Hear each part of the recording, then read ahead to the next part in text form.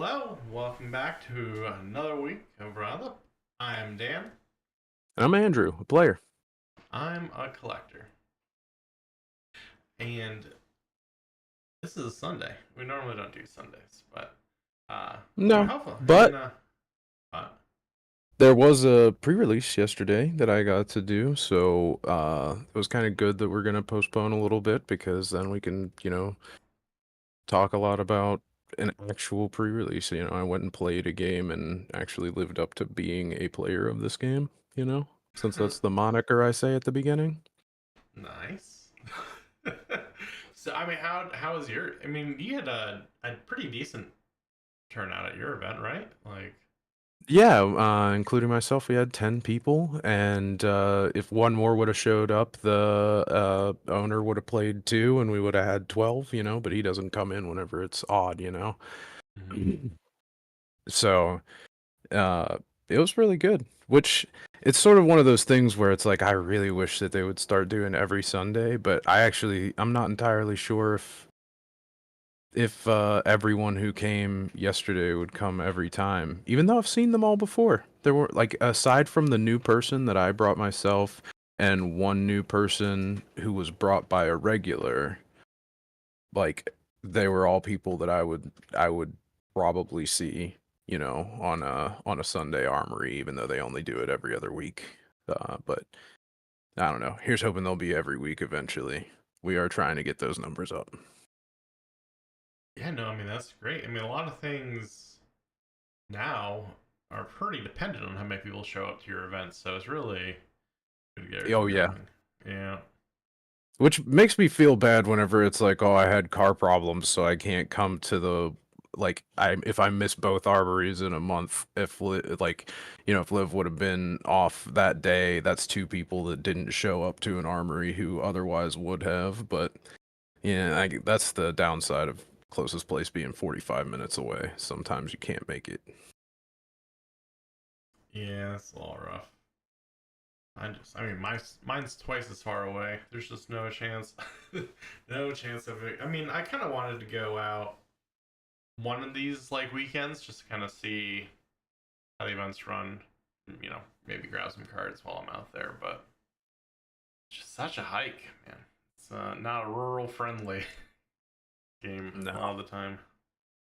Yeah, I mean, especially with the buy-in, I think a lot of people they see how expensive some of the staples are and they don't want to, they see the game as only being competitive. So there's a lot of work that needs to be done for just like improving the general vibe, I think.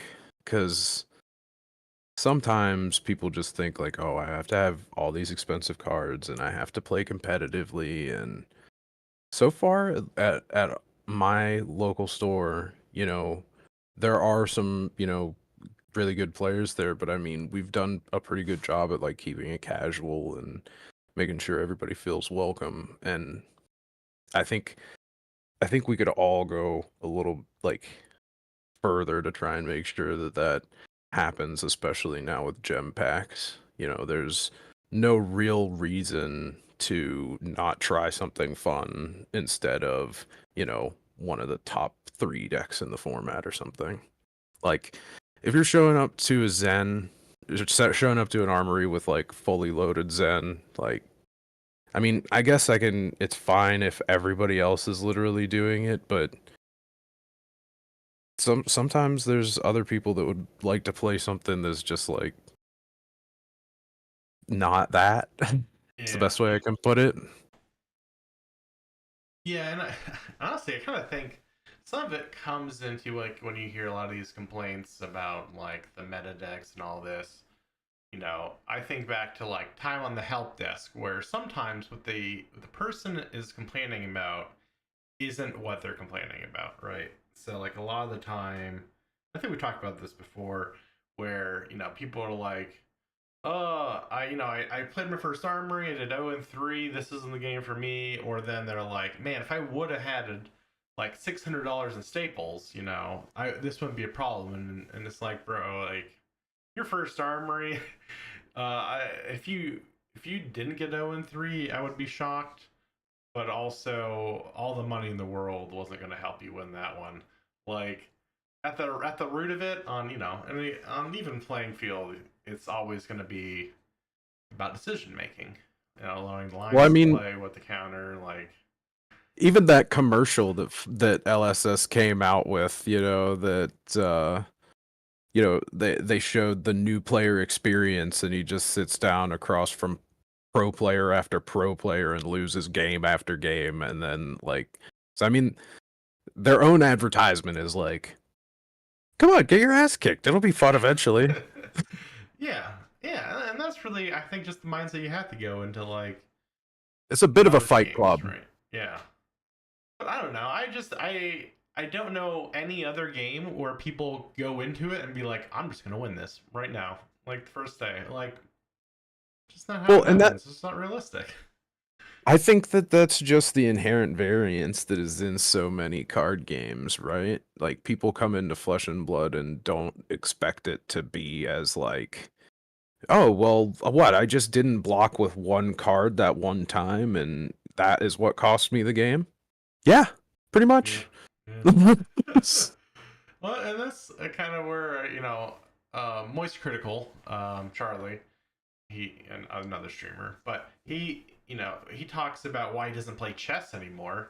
He's like, what sucks about chess is when you lose, there's only one person to blame, and it's you every time, and that kind of has a lot to do with a lot of games, and especially this one. I think um, it's very true in Flesh and Blood, and Yeah, people it's don't like that. as somebody who's worked on a somewhat fragile ego, it's tough because I love winning and I hate losing, but you gotta get mentally tough because it's a game and people lose sometimes and you can't let it rock you the way some people get rocked by losing. Yeah, I mean, statistically, all but one of them was going to end up losing. Really, that's you just gotta get used to that. Yeah, the numbers aren't in your favor. Even if you're one of the best pro players in the world, there's other good pro players trying to beat you all the time too. Yeah, I was. What was that? I was on Blue Sky, and like, someone was like, I was at my pre-release, and I was going like 2-0, and then my round threes against Brody Spurlock. He's like, and that ruined my whole run. I was like, yeah, that's gonna happen. And that's the funny thing about him is that like out of all the pro players, I think Brody Spurlock is probably the one that any Flesh and Blood player is most likely to play against because he, he plays so many events. It's crazy, actually. Like he probably went to like 5, 6 pre-releases. Yeah, yeah, that'd be so nice. Man, I wish I had that ability. One day, maybe. I mean, how are the heroes? I Get into it a bit, yeah. so first of all, whenever Uprising first came out, I was super stoked because it's like dragons. You're like, yeah, dragons, and oh, but then it just wasn't that good. I really did not like Uprising that much. So I was a little bit hesitant on this set because it's very similar, obviously, except it's so much better. I really love it. It's all daggers, it's all attack reactions, it's all gas, no breaks. Of course, there are defense reactions in the set. They reprinted Razor Reflex and upshift it to rarity instead of common. Um, they reprinted Blaze Headlong, which is a great Draconic card from Uprising that really fits into this set as well. There's so many bombs like Rake the Coals. Uh, First of all, the fact that they printed Rake the Coals after they printed the card Uprising is just hilarious to me. Like, because if you're trying to avoid the accusations of power creep, that is not the way to do it. But I do love that card. Like, Uprising, for anybody who doesn't know, is a 0 cost to block red card that says your next 4 Draconic attacks have +1, go again. And Break the Coals is a 0 cost red instant that says all your Draconic attacks this turn have +1. So that even affects the daggers. And you pull one of those, you're pretty set on Fang or Syndra, really. It's Art of War, but probably better. Now, who did you end up playing? I ended up playing Syndra, which I heard a lot of talk, a lot of chatter about Fang being the move beforehand, where like 9 times out of 10 you probably want to play Fang. And I and I found it funny because one of my biggest competition out there, our buddy Noah, he was playing Arachne, and he put together an absolutely cracked Arachne deck. I think I put together a pretty cracked Syndra deck. He was my only loss on the night because I forgot about Red Razor Reflex being a thing. And I put 5 on 5, and he got me right after we were at 1-1. But it was still pretty good for, I think I had to go first, so I was at a disadvantage, but I had blood runs deep, so he took dagger ping, double dagger ping, instead of blocking any of my daggers on turn 0, so I actually was able to get him down a little bit. That's the only reason it stayed close, because going second is absolutely the move. Um, Syndra is a little bit better at going first if you have stuff to throw daggers, but other than that, not really. Uh, and yeah, for as much hype as Fang got, I think the two best decks at our pre-release ended up being Syndra and Arachne. Because if you get the right cards, they're just nasty. It's so hard to play around the reactions, which you would think that would mean Fang would be harder, but from my experience, unless you can get his fealties online really quick, which I mean, once you do, don't get me wrong, Fang starts to get ridiculous if you get his three fealties online real quick. But it's a little bit harder to get there because it's sort of like you're pushing 10 damage when the opponent could push like 16, you know, until you get your fealties online, and then you're able to push, probably the same amount of damage, but be able to block or push up to like 16, 20, maybe. A rares would take a lot into consideration as well, because the legendary rares are quite good, but I didn't see any of those. But that would make me want to play Fang, being able to attack with the daggers again and give them +1. I mean, do you think people are well? I mean, from the results of some other pre-release events, it did seem like Fang was like the first and second place in a lot of them. But do you think it just has like a maybe a lower skill floor, so it was more easy for like first weekend of draft to like I think drive it? because Syndra has an interesting play pattern where like you have to get danger digits because you need to have an on-demand flick for the times that you don't draw your flicks that are in your deck. And by flick I just mean, your target dagger deals 1 damage, destroy it. And the reason that that is so important whenever you're playing Syndra is because her ability says return up to 2 daggers from your graveyard into play, and it costs 3 -1 per Draconic Chain Link. But the catch is, her daggers don't actually go to the graveyard until the combat chain closes. So you have to have a way to throw the daggers so that they actually go to the graveyard before the combat chain closes. And if you don't, then you let the combat chain close, the daggers go to the graveyard, and you can pay 3 to get your daggers back, which is not as efficient, but also not something I'm against doing. And I mean, the people with the Arachne decks, do you think, from what you saw, I mean, do you think getting the correct Chaos Agent is as much of an issue as we were initially thinking it would be? In limited, no. It just doesn't matter which one it is, because all like, first of all, in the only game I played against him, he only transformed once because our game only lasted. I don't even think we made it to like his 3rd turn. Oh wow. Yeah, no, this format's fast, especially if you've got 2 people experienced at the game, both trying to play aggro. You just light each other up, and the game's done in 7 minutes. Wow, that's actually that sounds too fast. Doesn't it? Like Well, I mean, you got to take into account that I play very fast. Even whenever I would go and play big events, like back whenever Chain was in the format, I would be standing up walking around in like under 12 minutes in a CC game sometimes.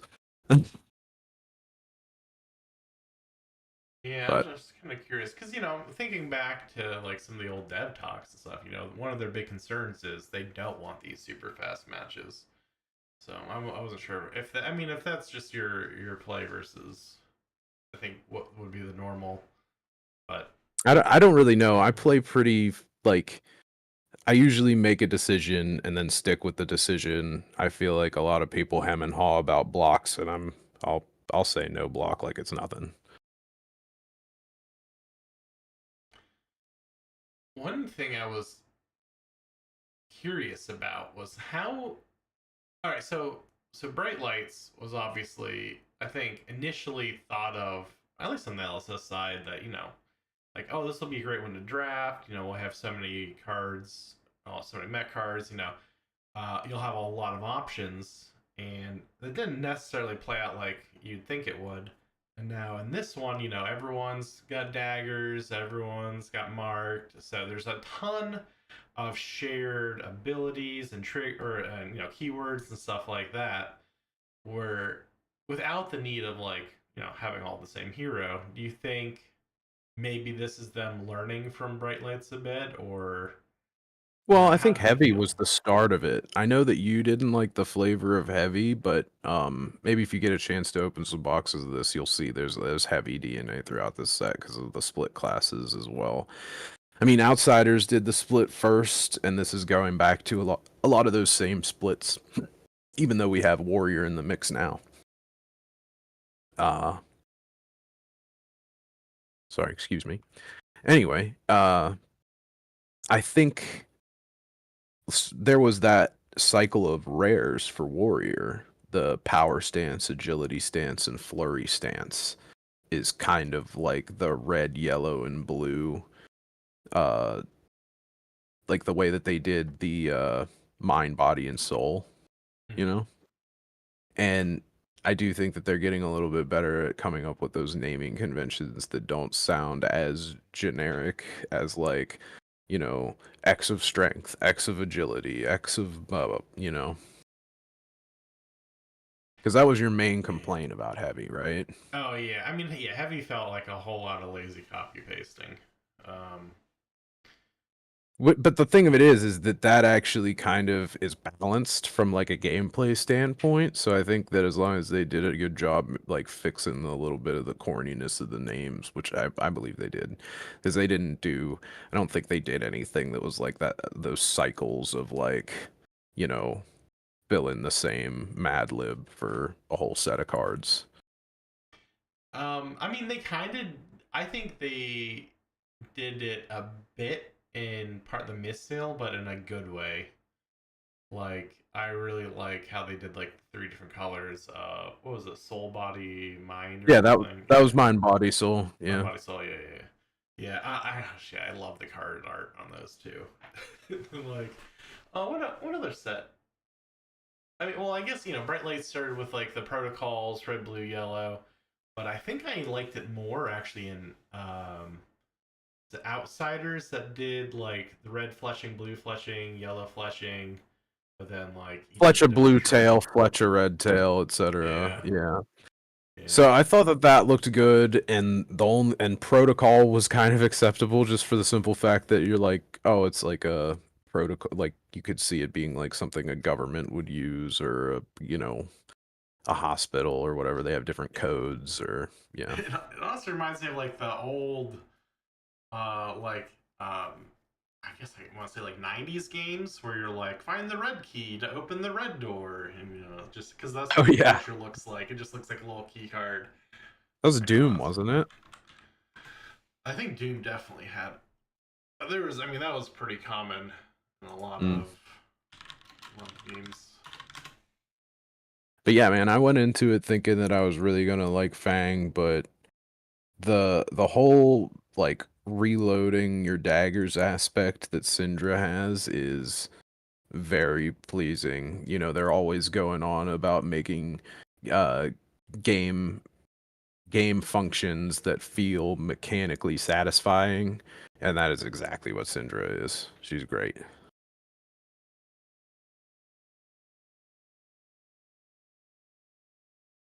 Yeah, actually one of the big things I wanted to ask you about is did you because you grabbed a couple boxes, did you get the buy a box promos?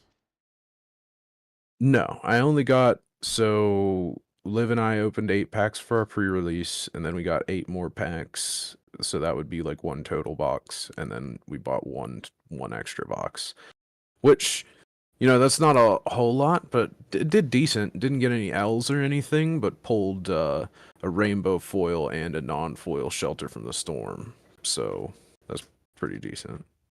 Yeah. Well, I was kind of curious like because we were hypothesizing whether like the buy a box promos would match up with like the number of armory event um or like the gem pack bundles. And I was wondering if that I'll have to you're see under any. because I think I'll probably end up going back next weekend to maybe get a box or two as well because he'll have more. But I I don't know if he got any of those promos because apparently this is the first for me. I didn't even realize like they they were allowed to sell us the extra packs this time, which was surprising to me. Apparently, the LSS has just changed their stance on that. Really? So you Hmm. can sell ahead of release as long as it's at pre-release events. Is that how it works? Or I don't know what the specifics are. All I know is that I was told that LSS changed their stance and whatever you don't use at your pre-release, you can sell. oh, that's interesting. I didn't see any LSS stuff, saying that. Like I didn't look it up, so I could have just been straight up lied to, but I have no Yeah, I idea. don't know. I feel like that would be massive. Like, and it should be on their site. I mean, it's But not like they give people a ton. He got 8 boxes total, I think. oh, that's rough. Yeah, no, I don't know. I get annoyed when I was going through YouTube and it's like, oh, we're opening 16 cases like yesterday, and I was like, man, I wish I could just, because I Yeah, mean, the SCGs and whatnot, those big name retailers, those people, they're opening the shit already, right? They're getting their oh, almost everyone pre-sales is. ready. Yeah, I mean, this wasn't even. Well, what was the thing is, this wasn't even a guy. This wasn't even a store. It was just a dude, and I looked. He like averages like 8 to 10 viewers, and I'm like, how the heck is he getting? I mean, it could just be a small shop or something, but Yeah, I I mean, was if you're a confused. I was like, store, depending on like I'm not entirely sure how this stuff works. I mean, but I have been around stores that open up Yu-Gi-Oh for singles, and this was when I was still like I didn't really know much about it, and I was like, doesn't that come out like 3 days from now or whatever? And they're like, oh, it's okay, we get it in early, but since we're a single seller, we open up all these boxes early, and I'm like sitting there watching them open up a set that's not even supposed to be out yet. So I yeah, mean, I think it's just I had no idea that that was cool, but I don't know if I guess it doesn't really matter. Nobody cares if it's just a store trying to prepare their inventory for pre-sale, which yeah. makes Well, that sense. makes sense. Yeah, because I mean, the amount of time to inventory and like add it is a lot. So, but I don't know. It does seem a little. It feels bad on the store side to like not have Yeah, access to things like weeks it's early. just as far as I know, I think pretty much everybody does that. Maybe Pokemon doesn't, but I Yeah. I I don't know. Yeah, I just don't know any other game that lets you like sell the packs before the actual release date. Like that's what's always been weird to me. Magic doesn't let you buy stuff on pre-release. I don't think so. Your mic didn't just go out, did it? Oh, no. I Oh, have okay. it You just set. weren't talking into it. Yeah, I changed my gate a bit because I don't know. I listened to one of my videos the other day and I was like, "Oh my gosh, I'm picking up too much crap in the background." So, Oh, Like did you on the finally headphones. hear that weird that I was telling you about? Not that. I just heard my fans, like the fans off my computer. I was like, I shouldn't be hearing that when I'm not talking. Mm. So, I have basically the same specs as you, but my computer fans don't even bother me. I mean, I guess you're running OBS and all that crap right now, and mine's just doing Discord, so of course mine wouldn't be too loud. yeah, because I've got like four. I've got your Discord up, so I'm watching your video. I've got video here. I've got video from Kick over here. So I'm like streaming like five different videos all over my different monitors, which is For a me, the little most I get taxing. to is like playing Path of Exile 2 on one monitor and South Park on the other monitor. Yeah. But man, I mean, Shelter from the Storm's actually doing pretty good price wise. It looks like it's listed at 56 right now. What's the rainbow foil? Uh, none listed yet. Mm, okay. The rainbow foil is probably going to get squeezed because of the EA, but Yeah, I mean, I think still at everyone least a wants it. hundred bucks. Yeah. Well, I mean, everybody wants it. I got into a very deep conversation with Noah at pre-release over Shelter from the Storm because he was very serious about like, I wish they never would have printed it, or if they would have, they should have banned sync because now everybody's gonna have all these copies of 4 defense stuff. And I was like, whoa, whoa, whoa, calm down. Like, what decks outside of like straight up fatigue decks are even playing Fate Foreseen right now? So like Sink Below, I get it. A lot of people love to just damn Sink Below and everything because it's a hand fixer that blocks 4, which is legit. Sure, go ahead. Like I don't have any problem with that logic. It's a really good card. But not very many people go to that next step of like, okay, I need Fate Foreseens too. And now you're telling me that just because this has the discard ability to stop 3 pings, it's gonna get like more play than Sink Below? Maybe. Maybe I'm gonna sound like an ass in a month or something. But from my standpoint, Enigma is already a non-factor in the meta, which, if she had a whole bunch of, spectral shields or whatever to ping you, that's pretty good against that. Fang and Syndra are both unknowns. If you're thinking that the card Shelter from the Storm is good because of Fang and Syndra coming into the meta, that's just, you can't be sure of that, I don't think. I I don't know. I just don't think that it is that strong. I kind of expect it to go to like 20, 30. Like maybe I'm totally wrong because everybody will rush to buy it, but like I'm looking at this card and like, okay, I pulled 2, so obviously I can have some to try it out and maybe I'll get more if I really like it, but like the card does not wow me. I mean, I think if anything sells the card, it's the art. That's a, Well, the art's everyone's just great. trying to. Yeah, I mean, everyone wants it. I think just for that. So I think everyone's gonna try and grab one, maybe, even if they're not gonna play. People Yeah, I mean, expect I it. I wouldn't I wouldn't turn my nose up at the EAs. They do look great. For as much as shit as I'm talking, if it ends up being in like a top 8 deck of a hero that I want to play, I'll probably be using 3 copies of it. Like, but I'm just thinking here and now, the way that I look at it, whereas Sink Below always fixes your hand, Fate Foreseen always opts. This thing just blocks 4 or just blocks 3 pings. It is never giving you as much value as a Fate Foreseen or a Sink Below. Is 3 pings good against certain heroes? Absolutely.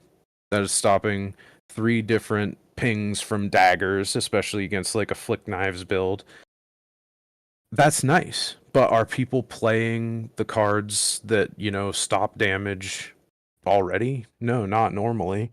There haven't been anything that stops multiple pings yet, but we never played the thing that stopped 3 damage or whatever.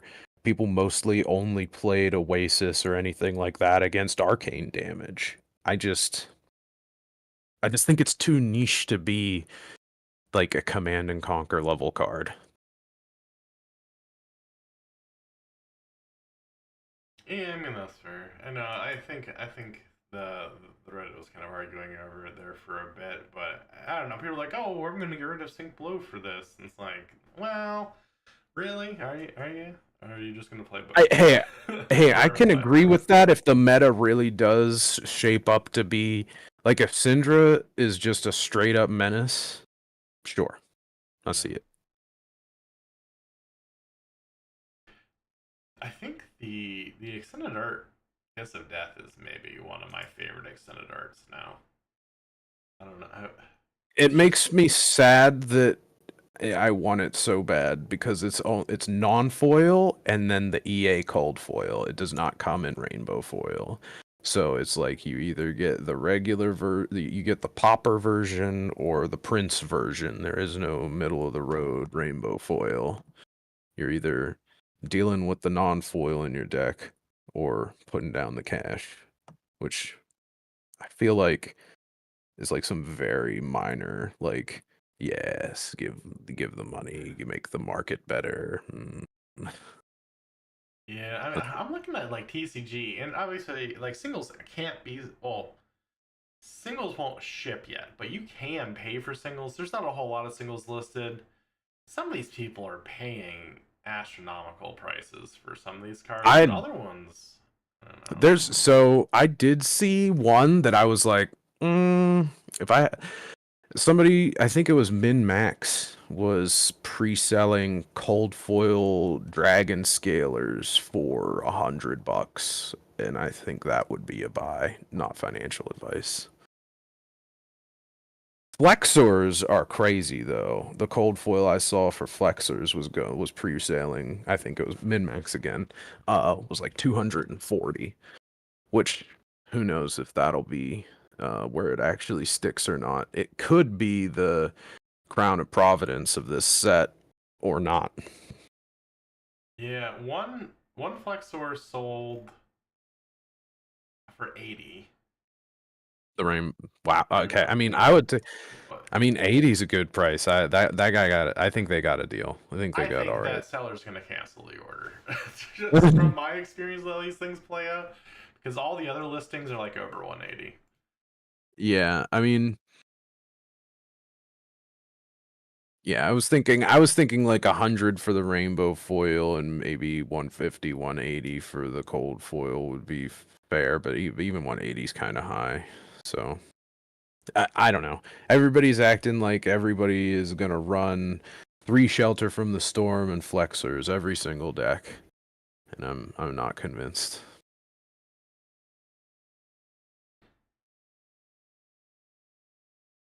Yeah, I've been having a whole lot of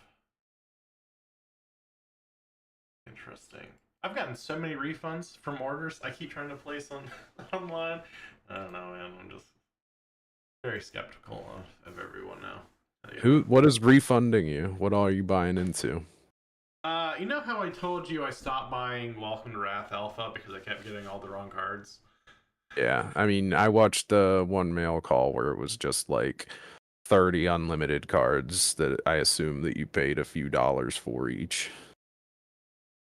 No, well, that was like 40 cents a piece, but yeah. So that refund just came through, and then my tectonic plates. This may shock you. I didn't get any of them. The one shop was like, "Oh, we just happen to sell them locally, all of them at the same time, so you can't have them now." I was like, "Okay." Then the other person just never sent them. So Yeah, that doesn't surprise me at all. yeah, I don't know. But I've been having a really bad rash of luck with sellers recently. I don't know. I don't know what the deal is. It's supposed to You be. keep buying questionable listings that you should know better. It's like messaging somebody in Path of Exile for something that costs one's exalt. It's just a bot trying to lower the price, dude. Yeah, but they don't get the money. That's what. It's not like I don't know.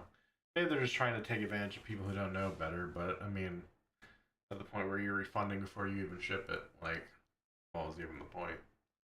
But I Yeah. don't know. Yeah, but I did want to go in a bit about pricing. So MSRP went up this set, which I don't think Yes, I every. heard. Yeah, I wasn't happy when it went up to 110, but this set's up to 120 a box. So Yeah, it that's was another 10%. Which, I mean, everything just keeps going up, man. What are we gonna do? Well, I think, I mean, I don't know. I really think that what they're trying to do is just get map up to the point where um it sells at where they want the boxes normally sell. Because I mean, like 80 was like the original MSRP, I think, and now everything like lives at that. Even though MSRP is like what's a 110 or 120. Though I think a lot of people are selling below map anyways. Like 80 up until this set has just kind of been where everything sat. So I was very interested. We see it sitting at $100 right now a box, which is I mean pretty good for release. But Yeah, I mean, so dude at our shop gave us a small discount because he gave us all a heart attack when he was like, "Well, I forgot to schedule it, so it's canceled." And I was like so upset, and I was like calling around trying to see if other places had spots open, which luckily they did, but it was an hour and a half away, and I really didn't want to do that. So he was like, "Well, next week when I get product in, I'll give you all 10% off or whatever." And then he was like, "I pulled some strings and I got it back." So he still gave us the 10% discount, but I think it ended up being like 109 after tax for a whole box. that's not too Which bad. for a brick and mortar, I don't need that's fine. Yeah, well, I mean, I think Rudy leaked how much they're paying, which I think he was saying between 62 64.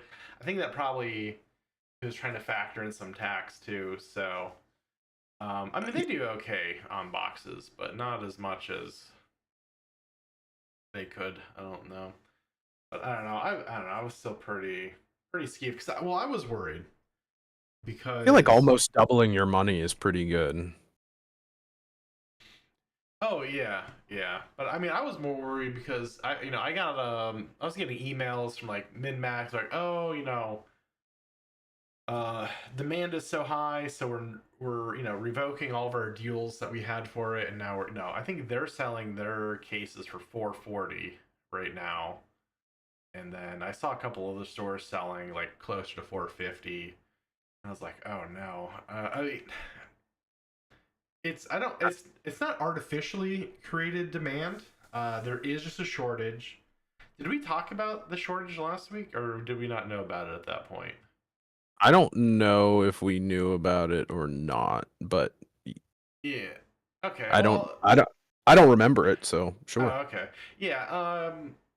I mean I learned about it more from a Rudy video. He was talking about um the demand. He's actually just waiting. It sounds like it's only going to be about a week apart, but they had to split up the print runs for the hunted because they just couldn't get enough time at the printers, so they had to do it in like two batches. And so the initial inventory sent to all these shops for like pre-release and stuff was way more limited than it normally would be. And I think that resulted in a lot of stores not being able to meet their initial demand, so everyone was like jacking up the prices. But next the week after, they're supposed to get the rest of them. So I'm interested to see if the prices stay up, but I suspect they probably start to fall out pretty quick once like the second half of boxes get released. So yeah, I mean, I wish LSS would have said something about it instead of having to find out from people from their distributors, because I don't know, it's just a little transparency because it if you didn't know, you'd think it was like a manufactured or like no. I mean, they have the warehouses to hold stuff so they can slower drip stuff out, but this was real tight and it wasn't their fault. So I was kind of Yeah, I disappointed not to mean, see anything especially about that. considering it wasn't their fault. They should have said something like, but Yeah. I mean, maybe they just didn't want to throw anybody under the bus, so whatever. Yeah, I mean, unless all the LGSs charge more than they normally would, and I guess that's good for shops, but it doesn't do much for. I don't know. Well, I don't know. It could be a short term gain at the cost of As somebody who people's doesn't trust. even own a store or something, I feel like sometimes like I'm as long as it's not a Monarch situation where they've jacked the price up and jacked the price up and jacked the price up, like, eh, having a little bit of like, oh, well, we accidentally had a shortage, so you can't buy the 5 cases you were gonna buy, so it's more expensive. If it's just like I don't know, it's a slippery slope, isn't it? Yeah, yeah, that's where I'm kind of thinking. Uh, it just doesn't do much for the community trust. I don't think to not be transparent about it. Because I mean, I, Pokemon was like Pokemon had the same problem. Their Prismatic Evolution release, or it was last weekend. Um, or no, yeah, 17th, and they didn't get all their prints at the same time either. I don't know if it was split with the Hunted, but like they had to do a split. So they've got some coming out then, and they announced when the second batch of everything's coming out or the second run of it. So I don't know. yeah, I mean, I guess I'm probably not gonna buy singles too hard. I mean, the main person I buy singles off of now is you, and you aren't buying the sets, so what am I gonna do? Yeah, I'm noping out of this set. I mean, I was already pretty hesitant, but the fact that part of the misfail Rosetta, I'm spending 300, 330 a case, and then now they want 4 to 450 in a set that I'm still pretty positive isn't going to hold a whole lot of value. Uh, just made me. That's what I mean. It's potential to lose a lot of money, like a lot, like half your case value, depending on where the money sits. Which I mean, I don't think the Marvels are going to hold it. Command and Conquer is And, like the best bet. The Fable is actually a really good Fable for once, so that can hold a ton of value. But and Arachne Marionette and Arachne Slip Through the Cracks are both playable. Like, I know that we talked a lot, and you really were like, "Oh, Arachne is gonna, Marionette is gonna be a meme or whatever," but like, all the versions are fine. I think the only one that you could ever be like whammied on is if you turn into Trapdoor and don't have a way to generate advantage with Trapdoor, which I could see some people maybe doing. Just leave that part out. I hope they never roll a 6. But um yeah, I don't know. I think well, I I mean, think it's all pretty well, good. yeah, but Slip Through the Crack isn't in the boxes, right? It's not going to affect EV Oh really. no, Um, no, no, no. My point of bringing up Slip Through the Cracks is that Slip Through the Cracks and Marionette are the only ones that can play the Fable, and they are both good. oh yeah, Like I think Slip Through the Cracks and Marionette are both playable. So since the Fable is playable and the two heroes that can play that Fable are playable, it's a good sign for the Fable price wise. yeah. I really don't think Marvels are going to do too hot this time around. I mean, this will be maybe my hot take for this set. I think the money's gonna live in all the EA micros.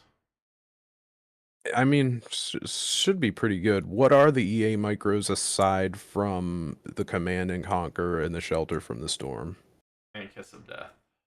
Oh, well, that's a micro cold foil, which I think is Yeah. interesting. I don't think they've done micro cold foil in a deck card yet. They've done micro cold foil for like uh Ram's Head, the shield, and for Arcane Lantern. Trying to think if there's more. Earthlore Bounty had a cold foil micro.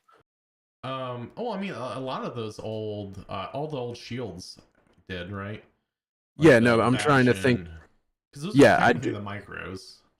but I don't think I think that Kiss of Death is the first cold foil micro in deck card. Oh, yeah. Oh, sorry. Yeah, yeah. Okay, I get what you're saying. Um. Oh yeah, because I was trying to think of all the ones from Rosetta EA. So I think yeah, all those EAs were Those are all rainbow. playable. Yeah, Gun and Flash was a grave. Yeah, yeah. That's interesting. Actually, can I? Is there an easy way to search by EA? I don't know. Fabrary does have all the printings like indexed. Like if you click on more information, they know what every card has been printed in. So I would assume that there's some way to query that. Because I know that if you do R colon in Fabrary and you could type like R colon majestic and it'll only show you majestic cards. So maybe you could do like R colon extended art or cold foil maybe.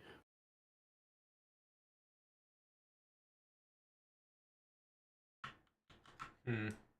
Oh well, maybe that's something I figure out later. But yeah. I mean, I think the cold extended art is probably going to be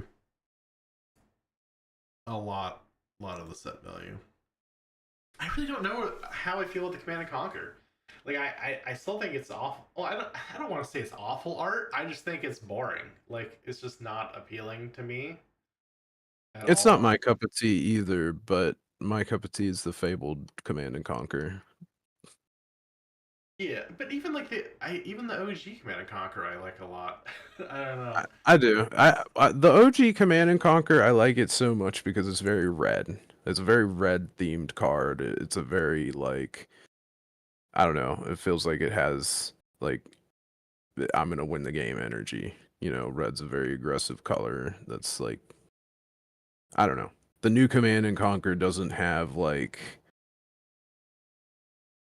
it doesn't have the commanding presence that it should have. Yeah, But maybe I'm well, just not used to seeing it. I don't I don't know. know. I knew like he's making the X for the marked. I don't know, but Yeah, I mean he's it is thematic to the set, sure. yeah. I Markman's don't is really also have a boring. problem with it. I hope that the price of it goes down because I don't understand. Like the micro rainbow foil, sure, I can see why that one is gonna get somewhat expensive. I don't understand why the non-foil one is getting expensive. I feel like that non-foil one should be like $50. Yeah, he's not even using cool looking swords. It's so annoying. I don't like I mean, his. if that could actually fall to $50, then I feel like nobody would have any room to complain, but they would still complain. Yeah, I don't know. I Some people seem to really like it, but I don't know if it's enough to have people cycle like I'm not getting rid of my cycle. Command and Conquers for those ones. Yeah, I just I've got a playset of the Fable for one deck, a playset of non-foils, and a playset of rainbow foils. That way I don't have to swap them around all the time, and I don't need more. yeah. I really dislike hiltless swords too. I don't know. Not a fan. It makes you think: is it even swords? Is he just flagging the plane from Metrics? That's It what it could looks be. like to me. It could be. They're they're not even like actually no, they kind of remind me of the swords that Kampachi uses in Bleach. Um, I haven't watched Bleach in forever. Dang. yeah, well, he doesn't have a crossguard either. So it's just like a kind of like a golden like bauble. So it's like a white handle, golden bauble. Then the sword's coming out, and it's just because he does it on purpose because he's always trying to make battles harder on himself, and he's like, oh, well, if I can't block with a crossguard, then it's way harder. That's why he's got like he wears an eye patch he doesn't need to suck out his power, and then he's got bells so you can hear him wherever he is, just to make it harder. But yeah, that's why he has that style of sword. And for this, I don't know, it just doesn't make sense. Not I a like fan. how anime sometimes gives you stronger superpowers for the equivalent of being like that 14-year-old that's like, oh my god, I'm so random. Mm, yeah. I'm trying to think. Was there? I think what else I wanted to talk about with this set.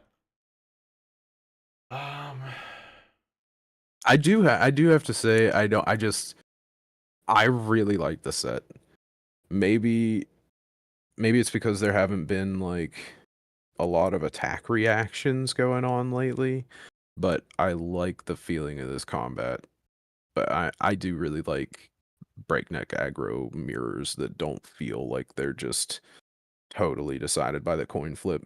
Because whereas Whereas you do generally want to go second. I don't think it's entirely impossible to leak damage on turn 0 because everybody's got daggers. Nobody wants to spend a whole card to block one. Because even if an Arachne spends 2 blues to go dagger dagger, and you put 2 cards in front of it, and then they follow it up with like a 4 the Emperor for 6, and you have a no block and a 2 in your hand or something, it's like, Mhm. you know, it never feels good to put any amount of value in front of a dagger, to be honest.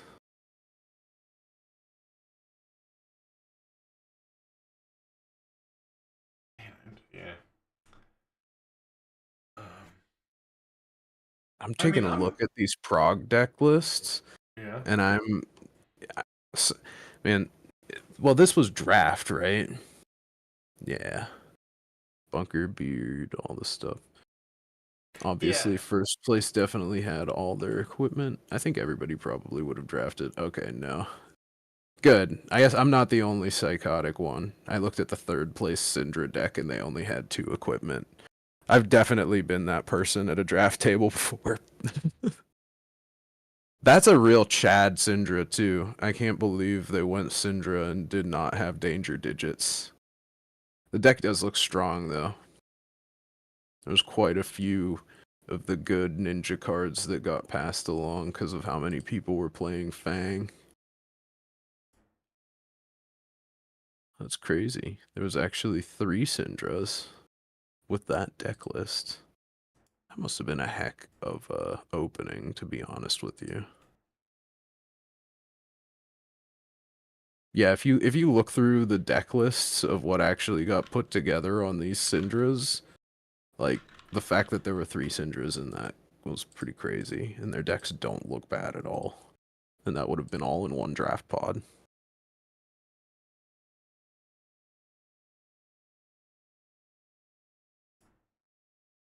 That's the interesting Yes. part about these top 8s is that you have no idea what they played on their way to get there. But this Yeah. is the deck they played the entire time they were in the top 8.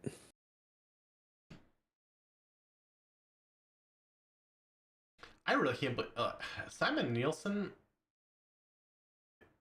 is just ridiculous too.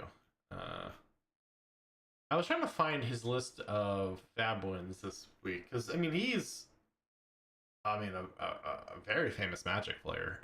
Like he's Oh, always really? playing Magic events. Yeah, yeah, he's been I was gonna winning. say you started saying his name like I should know him, but now that you Oh, say he's a famous Magic player too, that's cool.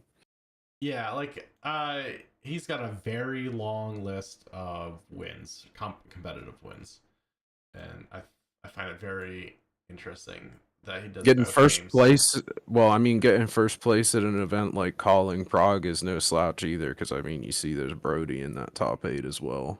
And that, talking about the traveling Spurlock. Yeah. He'll be in Pittsburgh one day, Prague the next day, you know? So, yeah, that's a good. Yeah, obviously you got what? No, that's got to be. I love whenever they put the wrong cards in there. They're like, yeah, he was playing a Razor's Edge. I think you mean Razor Reflex. Because Razor's Edge is an assassin card. Smokeout was a surprisingly good card. Defense reaction that marks the hero when it defends a red card. Uh, for as much as I'm talking about aggro, that's actually a lot of value for whenever you start to trade in like the 2, 3 card hand turns when you block a little bit towards the end.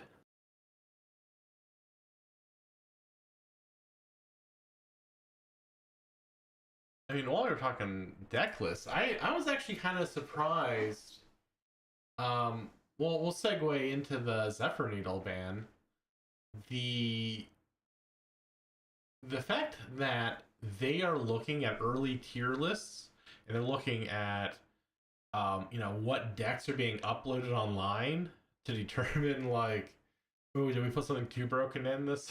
Like, Well, it's it's not out even there. just that. It's like they're getting feedback, because Yeah. people like Craig over at 03 Drop, he puts out his Ira deck with his Zephyr Needles and whatnot, and it's just like, yeah, people started playing it on Talishar because we love the game, and as soon as they programmed the cards, we're gonna try them out. And everybody was like, "Well, shit, this is good," and I'm all for it because all the Zephyr Needle Band does is hurts the deck a little bit. Still think Ira's very playable. Also allows people to go and play that deck in Living Legend. And if you really want to play up sticks and run and toss Zephyr Needles all day, go play Living Legend. Enticing people to make new decks in Living Legend is also a plus. Yeah, I'm just sad for. I mean, because Zen. I mean, Zen was finally. I'm wondering how it's going to affect Zen because Zen's still been using Zephyr needles as well. So I was wondering if it was also to kind of But with the that. Zephyr Needles in tandem with other weapons, because a lot of times I think the Zens would use the Zephyr Needles like against only certain matches, maybe. I don't know. I don't I know, haven't but kept up that much with it. yeah, I normally just see them in the list. I don't read the guides on like which heroes they use them against. But I mean, still, if you're sideboarding, it's a popular sideboard for almost every Zen at this point. That just means they are going to have worse matchups against a number of heroes. So that's kind of.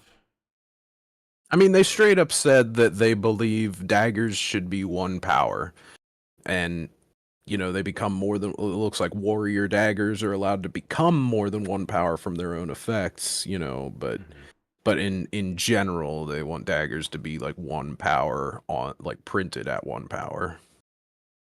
Which I mean, to be fair, like when I was originally looking through the decks, and like I don't even know that. I mean, like I said, I don't play the game that much, but I know enough to that I was like reading how fast things could could get a little silly. It seems each Well, like pump pump pump. there there never used to be a way to get stuff back from the graveyard. And then they started doing like Assassin, where it's like, oh, you can buy back this equipment for silver. And they gave us the Graven Call for flick knives, and that was the first time where it was like, oh, are you gonna flick the Graven Call and buy it back with a silver so that it gets +1 because it came back from the graveyard. Now we're seeing that on like a level in Ninja where now you're throwing stuff that doesn't cost 2 to swing with, and you gave us a way to bring it back easily. Like costing 2 silver at the beginning of your turn is a whole lot different. It's like a galaxy away from just paying 1 on a retrieve card. Like up sticks and run might very well be like the most pushed rare that they've made in a very long time. They what was that other really? There's another rare. Was it a rare or common? The let's see, the Trod. I think Point the tip. was that point the tip? I If don't you're think. thinking about retrieve cards, or what are you thinking about? I don't know. I think maybe it was a comment. You were like, "This comment is ridiculous." Um, It was probably pick up the point. Because I think that, you know, I don't know. They made a hero in Syndra that, throws her daggers in the graveyard all the time, but then printed a whole bunch of great cards that totally get rid of like that downside. And I know she kind of gets rid of her own downside by being able to equip her own and everything, but if you've played the hero, you find that there's certain times where you only get one, or, it can be a little clunky sometimes if you don't have exactly what you need, but I don't know. Up sticks and run is it's just so strong. It's crazy. I'm gonna try to find this. But while I'm finding something, I'd actually brought up about I think the last couple sets that annoyed me was that they stopped messing with the crack bobble. Because I don't know if you remember, like Welcome to Wrath, the bobble was mostly They on changed crack, and it. then yeah, now it's small. It's not much of a change. They're zooming out. Maybe I would find it really funny if like every set they just zoom out a little bit from the bobble, and then maybe we can see I another just I was bobble, or I don't know, I was anything. just taking it as a good sign. The bobble was going into remission. you know. Yeah, yeah. Well, I mean, they bust out these crackers, and it's like, oh, well, who wants a bobble when you can have a cracker? And then I don't know. There's not a lot. There's the cracked bobble is interesting. It's just such a mark of shame. You know, new players, I'm sorry if you've ended up with a lot of cracked bobbles in your deck at a time or two. I've had a cracked bobble in my deck before. Maybe only once or twice when I was first starting. But like, yeah, just I don't particularly like the card. I understand why it exists because it has to exist because the nature of the game and draft, you can uniquely fuck yourself over in a different way than any other game. Because like in Magic, it doesn't matter. Like whatever you have, you can play. You just might have to play a shitty mana base. You know, just like throw a single island in there. You know. But Mm-hmm. like in Flesh and Blood, if you draft and you're like, well, the only thing I have close to 30 cards of is Ninja, so I've got 28 cards, Ninja and generic put together, that I have to play 30, so I need something. So that's why they had to make Cracked Bobble. It's like try not to do it to yourself. It sucks. With proper planning, it shouldn't happen to you very often, if at all, ever. It literally has not happened to me in a very, very long time. It, it's it happens to people who are prone to changing their mind. Because even if you sit down and just force something and never change, you will probably end up with 30 playable cards. It's the time that you're like, oh, I'm going to do this. No, I'm going to do this. And then you change your mind again. And then now you've drafted cards that are only playable by one hero three different ways.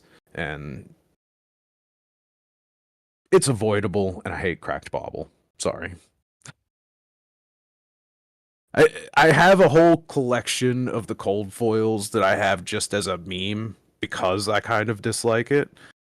So I think it's just like I don't know.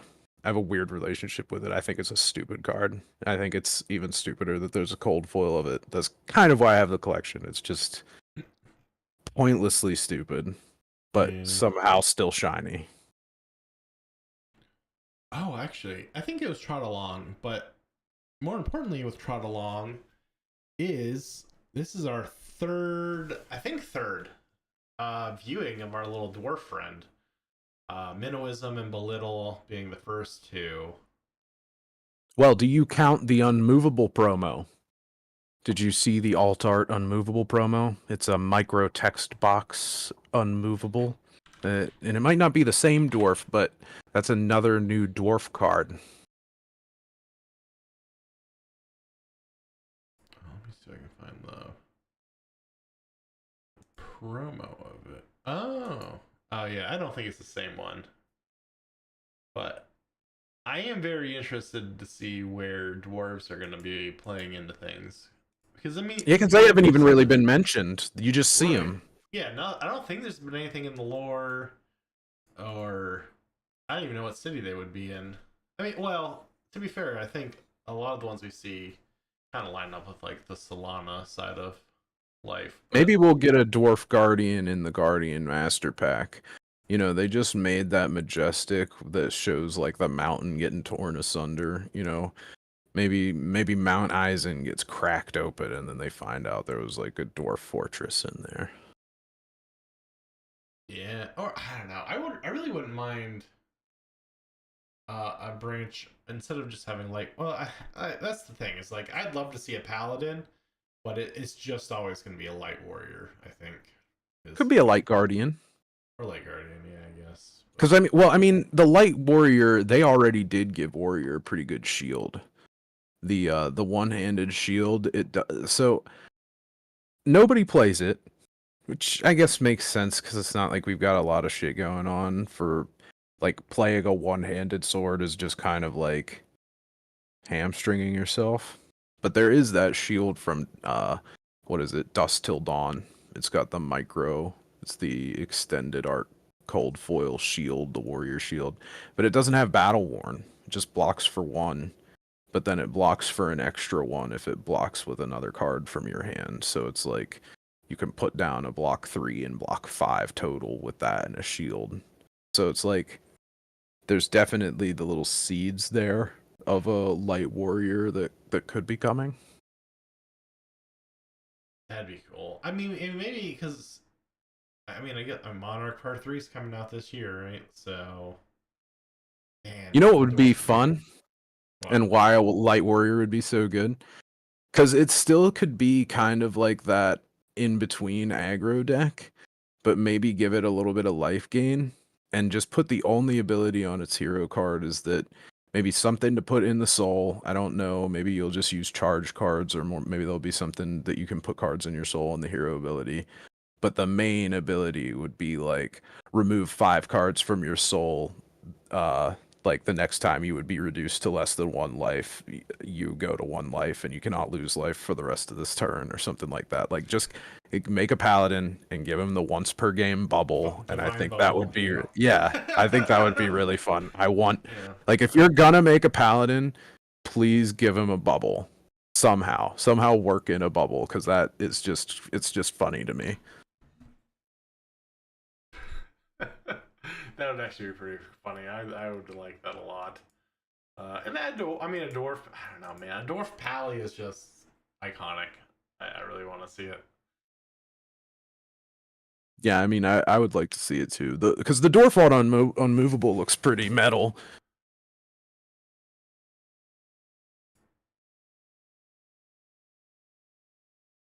Now, the rule fixes that they were talking about, did you even understand what they were talking about since you don't play the game? Or were you just No, like, not at nope, all. got it? Yeah, like, well, I mean, I looked at it and I was like, yeah, that looks simpler and much easier to explain to someone like me. So, and if it just not gonna have impact, I'm like, you know what? That's good. That's about it. That's my views on rule changes. Yeah. I mean, I pretty much think that the whole reason that they did it was just like rule sharking people. Because electromagnetic somersault made this really weird interaction. Whereas you can see on the old rules where it's like link resolves, and then,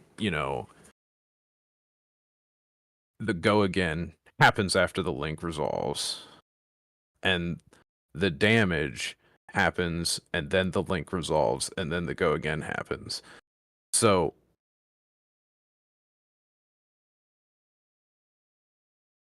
if somebody were to want to shark you, they can kind of like force you along. And if they, say, oh, I've done this, and then you write down your life total, they could be like, okay, and then I'll play this. And then, oh, well, electromagnetic somersault now. And then it's like, well, no, you've already moved past this point and you can't get it back. And electromagnetic somersault could be resolved without an effect. Like you could still play it on a card, but the card's already resolved, so it can't return to your hand. And they've basically made that so that that just does not happen anymore. And that is amazing. And I'm very glad that they pay attention to stuff like that, because like whenever I saw it, I was like, yes, you've explained it to me. I get it. It's still shitty. Yeah, and I they just and they got rid of it. yeah, I wonder if that's like well, I can't was that always the way the phase went, or did that change with like the 2.0 stuff? I really don't know, because electromagnetic somersaults like literally like this Rosetta set has actually made like some interesting things where it's like sometimes people do stuff that shortcuts things, and then they might think that they can do something that they can't do as a result of those shortcuts. Like playing instant cards that with Gone in a Flash can be complicated, because sometimes people will be like, "Oh, I want to Gone in a Flash and give it +3, and it'll hit you because I used, Lightning Press, and then I'll return it to my hand." And it's like, you either did 7 with Lightning Press and hit me, and it can't return to hand because the instant already resolved, or the instant resolves and it returns to your hand and you don't deal any damage to me. You got to pick one. Oh. Yeah, I was just curious if they, maybe they added that nuance in with the idea of giving themselves some more like design space and future sets, and then just realized they would never use it, or if they did use it, it would just be way too complex, like it ended up with electromagnetic somersault. So I mean, this game is already plenty complex for just having one. I know that they mentioned a couple other cards where it mattered, but electromagnetic somersault's really the only one where it really mattered in my mind. Like, there's not like a whole lot of other times where games become feels bad except around electromagnetic somersault. Before these changes, like specifically regarding this. Like, I don't think that there's anybody getting upset about the way that news resolution works now because of her, all stealth cards. You banish the action cards when the chain link resolves. Like, that is not really a big deal. Like, I don't really care that the on hit is no longer layerable with the banish from the chain link resolving. They probably shouldn't have been like that in the first place. Yeah, I mean, I kind of like the trend that games are going now with a bit of simplification. Because Magic did the same thing with Foundations. They simplified a lot of the rules, and If there are rules that allow you to trick somebody into doing something that no one in their right mind would like agree to do, then you've got to clear up your rules because that's just stupid. Like, because it should be like, if there's something that is like, oh well, if you do it in this step your card does literally nothing versus dealing 10 damage or whatever, like, then why would you assume that I ever wanted to play it in that incorrect way? And it it's it's great that they changed it. yeah, no, it's great. I'm really liking that they're proactive with that. And I think it's just another one of those things they can do to help make like the onboarding and the new player experience a lot better, which is always a plus on my side.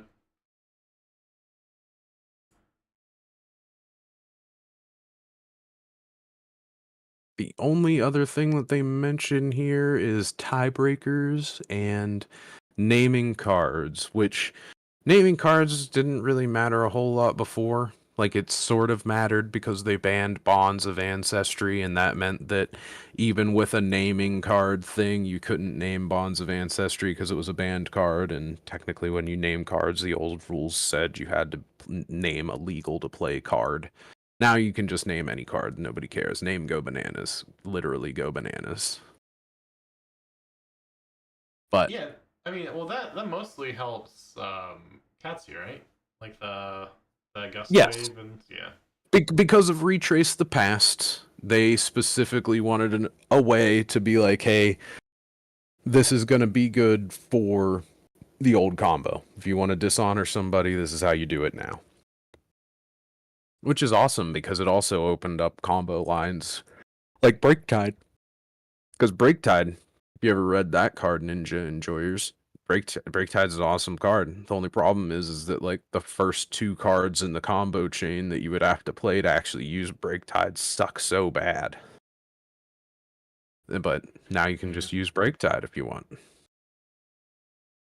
yeah. I mean, that's pretty nice too. Because well, they got memed on pretty hard for killing uh, a card required for a combo because you're functionally kind of killing like every card after the chain or the combo as well. Yeah, I mean, to be fair, they really just killed Dishonor, and yeah, Yeah. I don't know. Bonds of Ancestry was just like, I don't know. There was a gas leak in the dev room whenever they were making Bonds of Ancestry or something. The problem is that they were not thinking like degenerates that wanted to win tournaments for money. Yeah, which does seem kind of crazy. I mean, especially for the amount of that they play, like they've got to be on par with a lot. I mean, a lot of their staff is professional players or used to be, right? Like, I thought they Oh hired a lot yeah. of yeah. So Yes. Yes, yes, yes. I it just seems to get think sweatier. That's, yeah. I mean, I don't think many people were literally playing all 9 Bonds of Ancestry, but the funny thing was if you did, it wouldn't have even been bad. Like I think a lot of people were probably playing more like 6 or 7 or something like that, cut out a couple of the yellows. But yeah, I don't know, man. It's funny to me that they even limited it in Living Legend. That's how you know how bad that screw up was, to be honest with you. Because generally they have historically really only limited cards that were for Starvo.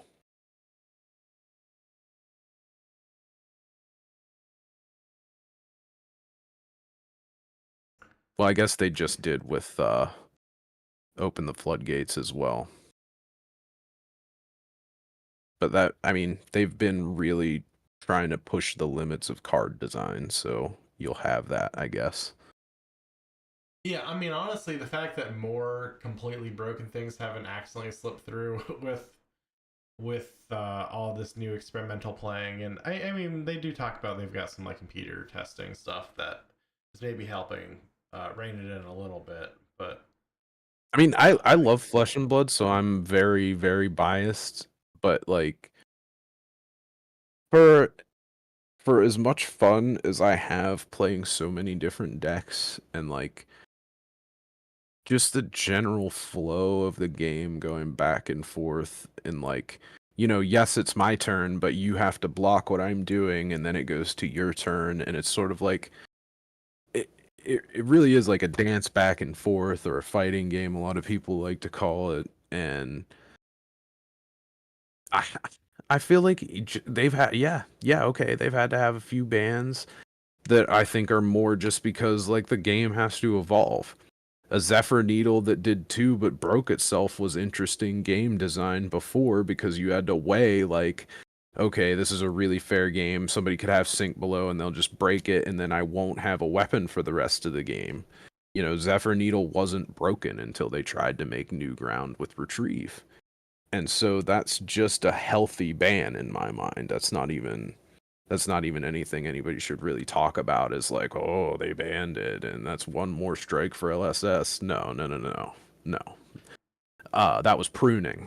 Yeah, yeah, and to be fair, I mean, we look at it like Magic, right? Modern Horizons 3 came out, preemptive 21 cards banned in the set itself. Whereas, like, what we're seeing in Flesh and Blood is it's not even always. Well, we're not, I don't think we've seen a preemptive ban of a card from the set coming out. We'll see some maybe old cards Duskblade. from. Oh, Dustwood, was that before any event? Yeah, Duskblade was banned before pre-release. Okay.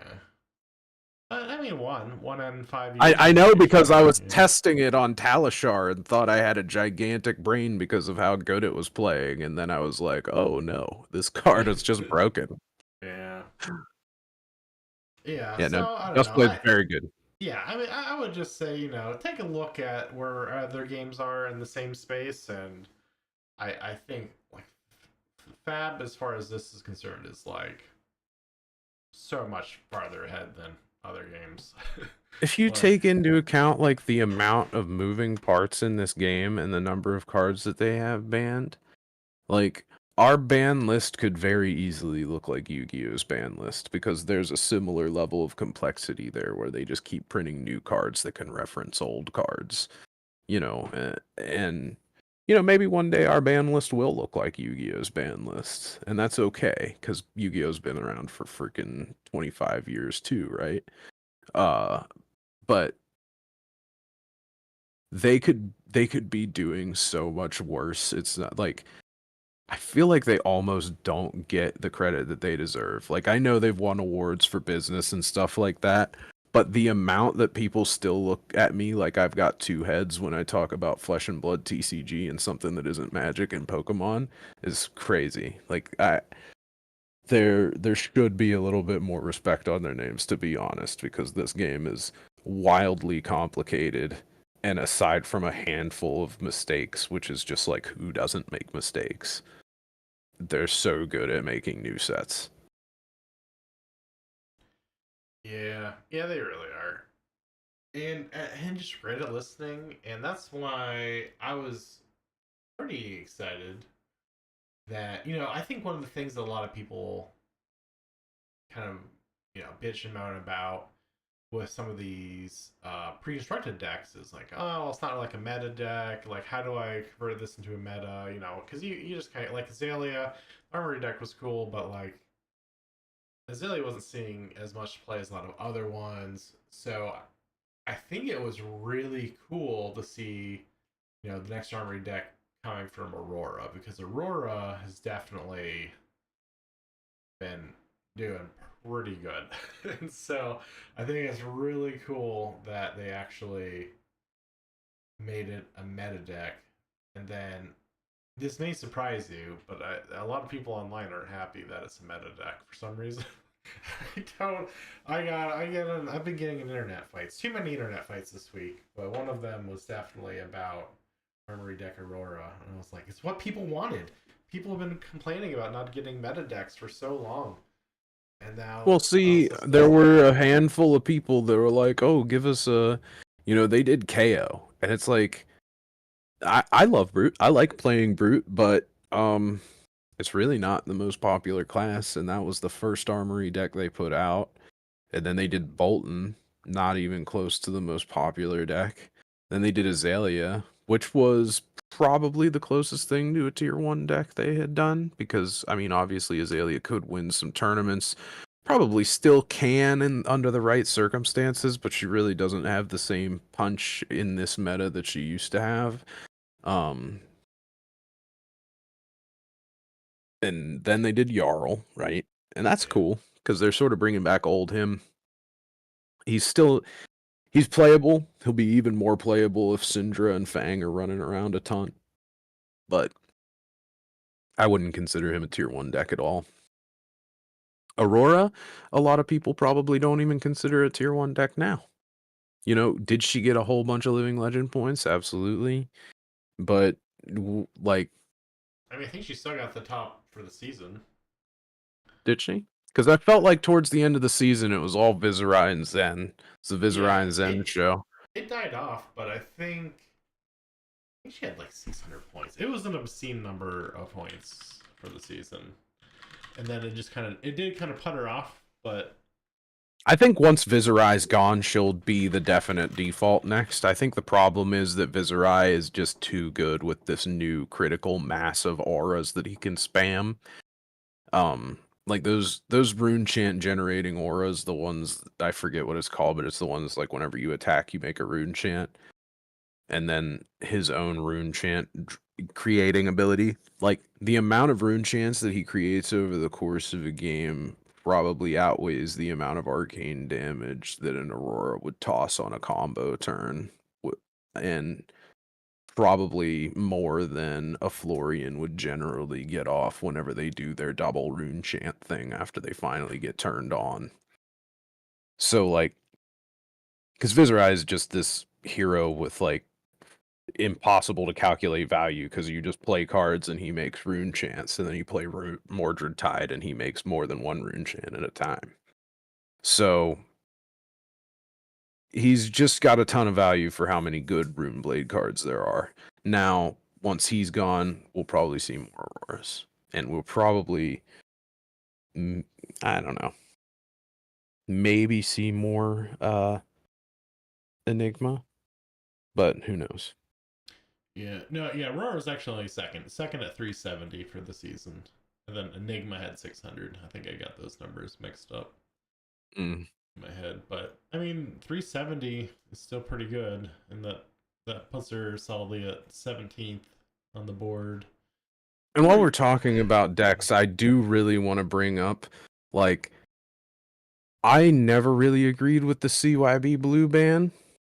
The CYB Blue has got to come off the ban list. Like Enigma is not shown back up. Like maybe there was like one top 8 I saw, and I don't know. I just think there's so many cards in this set, which I'm gonna be floored. I'm a little bit worried that Toxicity is gonna get banned.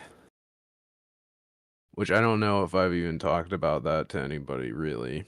But Kiss of Death is really, really good. Like I don't know how much people are talking about it, but I kind of think Slipped Through the Cracks is insane. I think Arachne Slipped Through the Cracks is really good. And that might just be my gut instinct, but Arachne Slip Through the Cracks can play Kiss of Death with Go Again every time. And whenever you can play Kiss of Death with Go Again, you can flick knives it. And so, okay, what's another hero that does like multiple of the same card? We're talking about Bolton, where you do Lumina Ascension. If a Bolton ever plays 2 or 3 Lumina Ascensions against you, you're gonna die. Just kiss your ass goodbye. Because it's a really good combo. You just stack the same effect, and it stacks. So you're adding more cards to your soul and attacking again, and getting multiple attacks with your sword. Slip Through the Cracks could just accidentally draw 2 toxicities and a Kiss of Death, and then, okay, you have to block this Kiss of Death.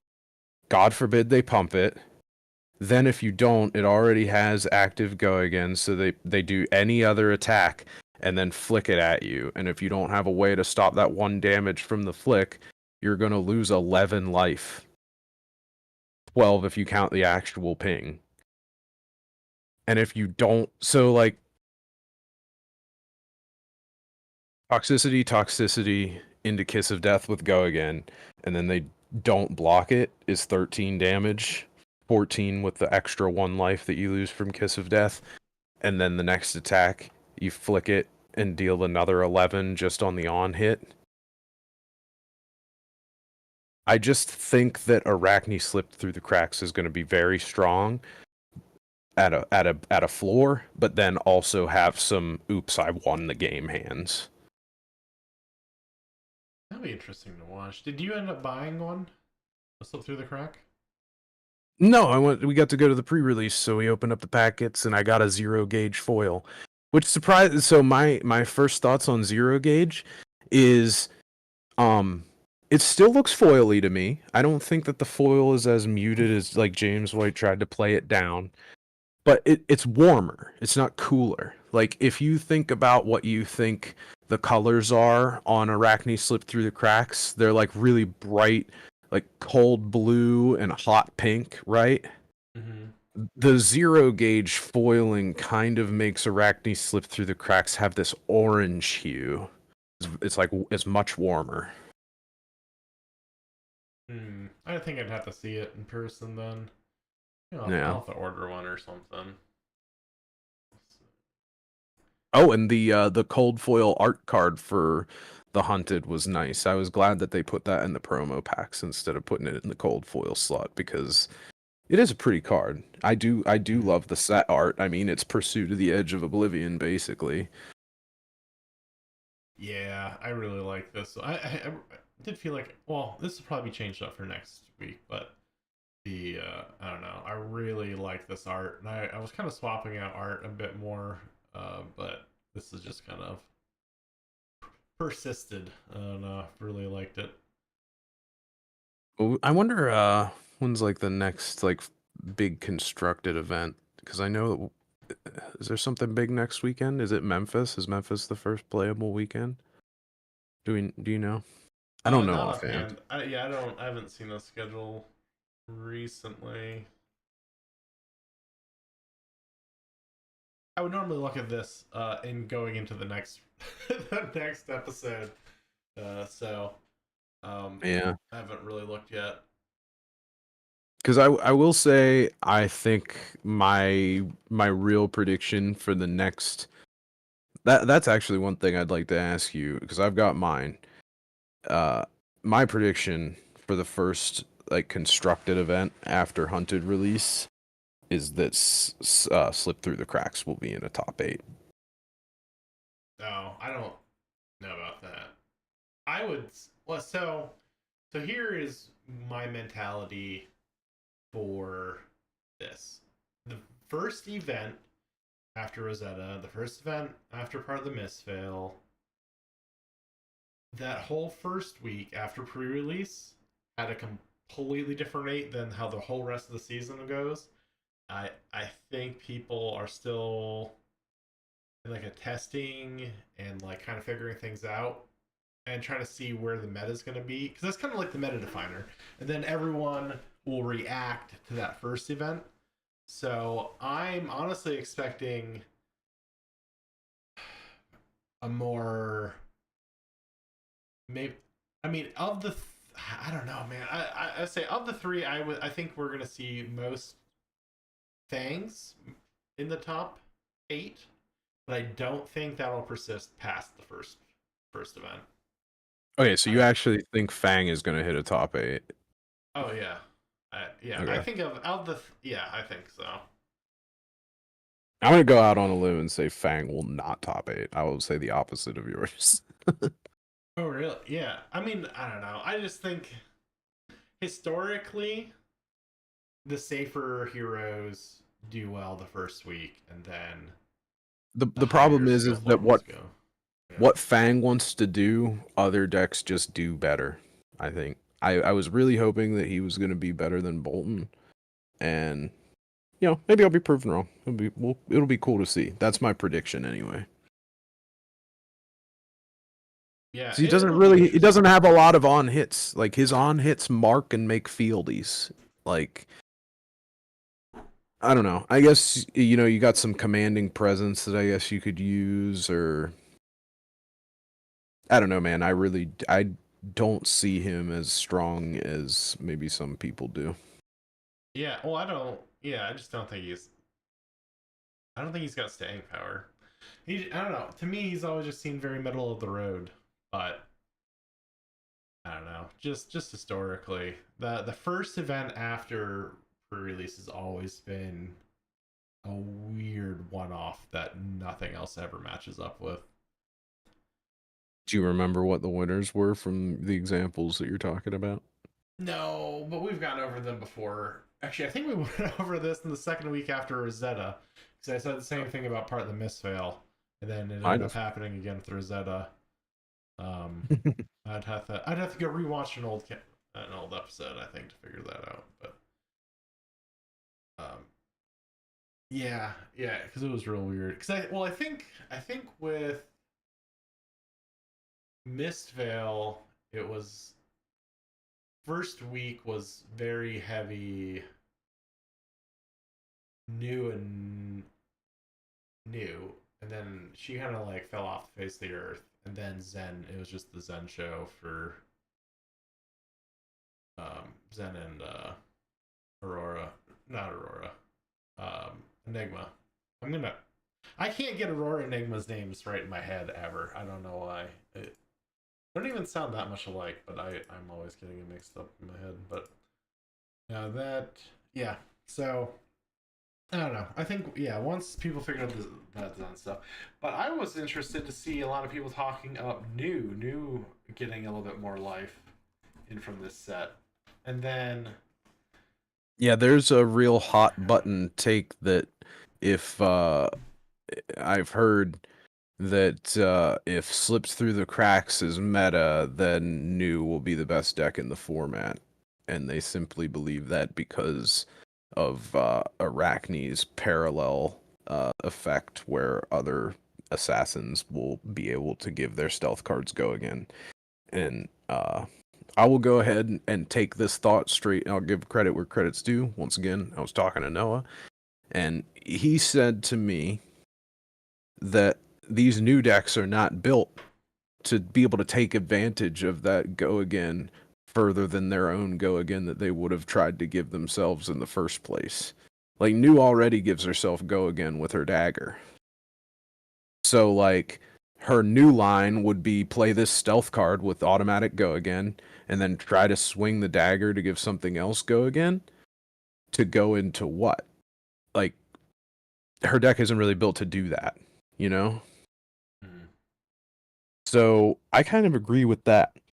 Because whereas new can put out a lot of damage, I think the built-in go again is going to help slip through the cracks just a little bit more because he isn't going to be wasting his time trying to spend that 2 energy on the dagger. And sure, that will also mean that New won't have to spend as much on her dagger as well. But I also don't think that Slip Through the Cracks is going to be running enough blues to really make news day in that way. And Arachne's going to be doing stupid crap like Kiss of Death with Go Again and then flick it at you to toxicity you. I just, there's, I don't think, I don't know, but people are freaking out way more about like flexors than they are Kiss of Death. And maybe that's because they see Kiss of Death and they think about Shelter from the Storm. And maybe that's why everybody will play Shelter from the Storm. You know? Could be. Yeah, and I don't know. The talk that I'm seeing isn't even that like isn't about these three new heroes. It really seems like, well, I'm not Ira anymore, but like, the Ira decks were getting big. People were talking up the new decks. People were talking up some others. I mean, my own personal hope was some Vinset coming back into it, but it seems weird hearing James and they're talking about like, oh, we want to see all of our heroes in the top eight, and I just don't know if that's going to happen with this set. I think we talked in Rosetta the fact that the set lifted up a lot of old heroes, and it seems kind of maybe we'll see a lot more of that with Hunted than we will empowering its own heroes. I don't know. It's Yeah, I mean, in my mind, Syndra's just a better Fi. Fang is his own new thing, obviously, that don't think is necessarily good enough yet. Uh, and Arachne, Marionette, I think could easily be in the top just the way that I think Slip Through the Cracks is. Like, Arachne Marionette is a little bit harder because you have to mark the opponent to get your +1 and Go Again, but also you have 2 Hunter's Claves, and it turns out it's really stupid easy to mark people. Like, even in Limited, whenever I played against Noah's Arachne deck, he's a good deck builder, and he pulled good pulls and knew how to put it together. He could mark me on demand. It was not a problem. Do you think? Well, so I think what my early hypothesis over the six Chaos Agents was that you would really want one or two of them, and Uh, so it was to be honest inconsistent with with you, the now that yeah I've seen it, yeah. the base marionette effect is like you want that just as bad as you would want any of the reactions because it gives your card +1 and Go Again, which is already just straight up better than Slipped Through the Cracks, only requiring you to mark somebody, which is pretty easy because you're going to play up sticks and run and all that stuff so that you don't really care about flick knivesing your hunter's claves. I mean, I I think marionette is actually the opposite of a meme. Honestly, I think Slipped Through the Cracks. It could go either way. I just think they're both very strong because the Go Again is so easy. Like at first I thought marionette is like, oh, that's a lot of text, but at the end of the day, it is not a hard thing to fulfill.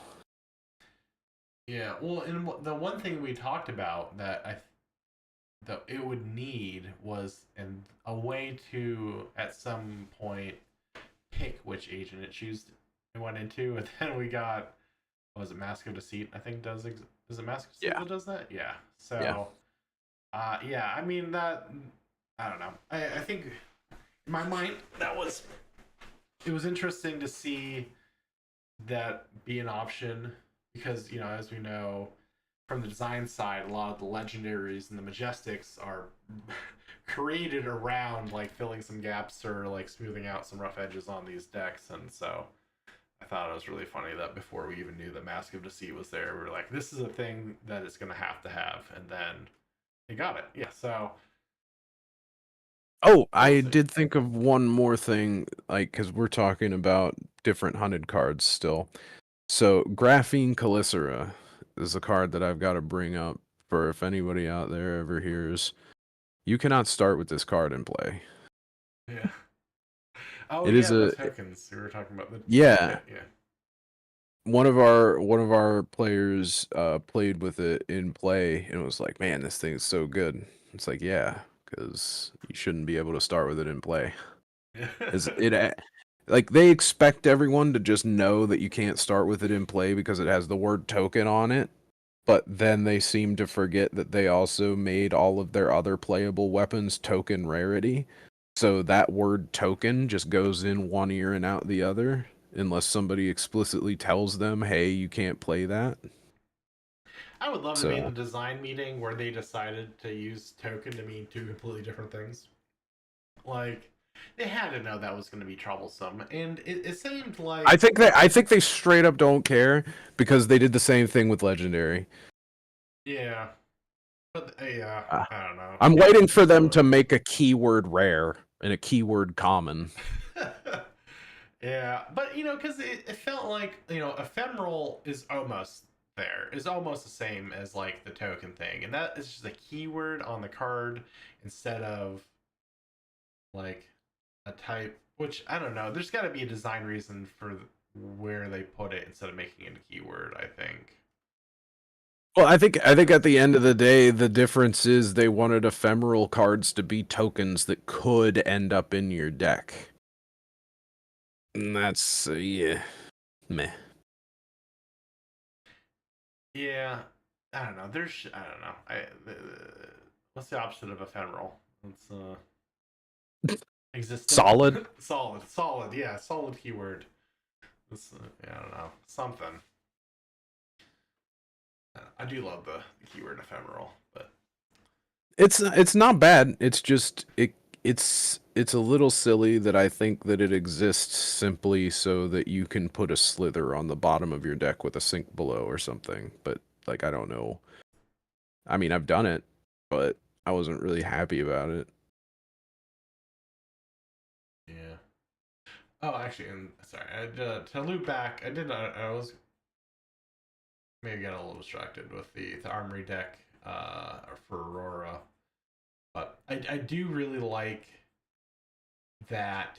Um, we've got the Blitz deck, we got the First Strike deck, we've got the Armory deck, all for the same hero, and I kind of hope they do that with more heroes. I like the fact that you could give a deck to someone like, oh, try out Blitz. Oh, you like that? Okay, let's upgrade it, or like let's go into Yeah, going from first constructed mate. strike to armory with Aurora is perfect.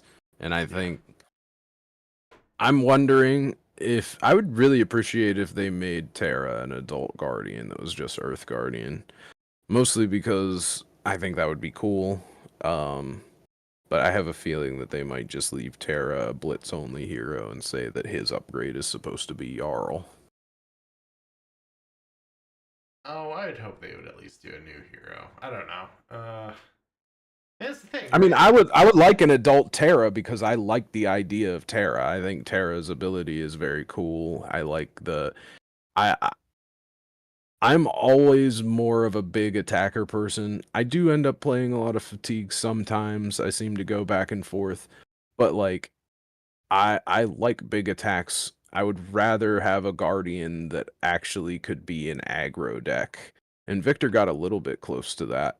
Um and I think Terra could maybe do that with might tokens because of Thrive and all that stuff. I think that that would be really fun space to like actually try and make work in CC. I mean, I'm kind of torn over this where armory decks like exist because I really like the idea of being able to introduce new heroes and doing a meta shakeup with it, like they did with Jarl.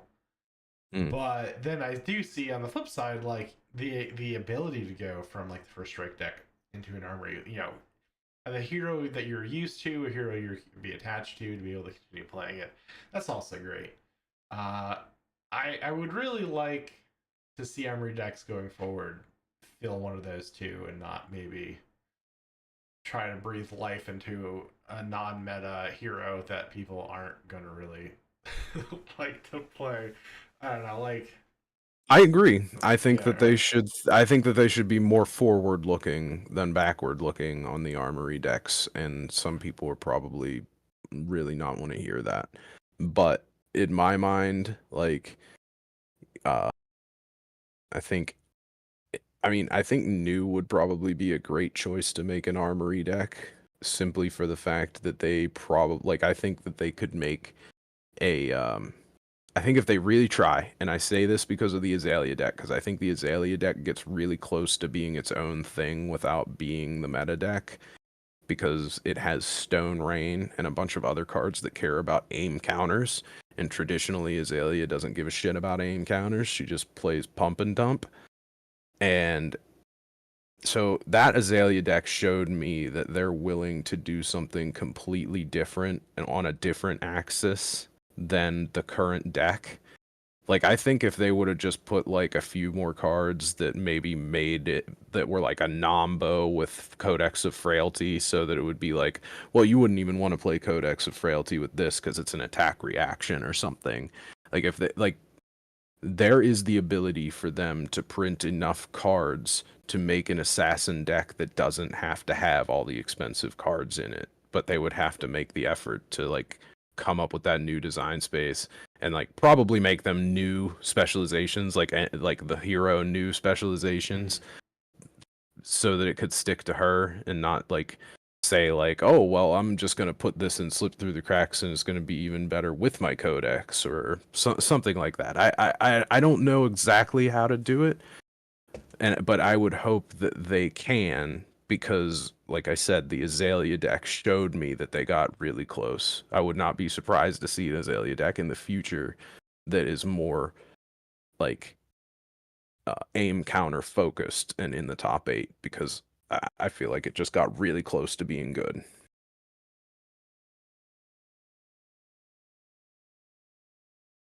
I'm trying to think what I would even want to see from like Azalea. Maybe I don't know. Do you think we'll see a talented Azalea coming down the road at some point?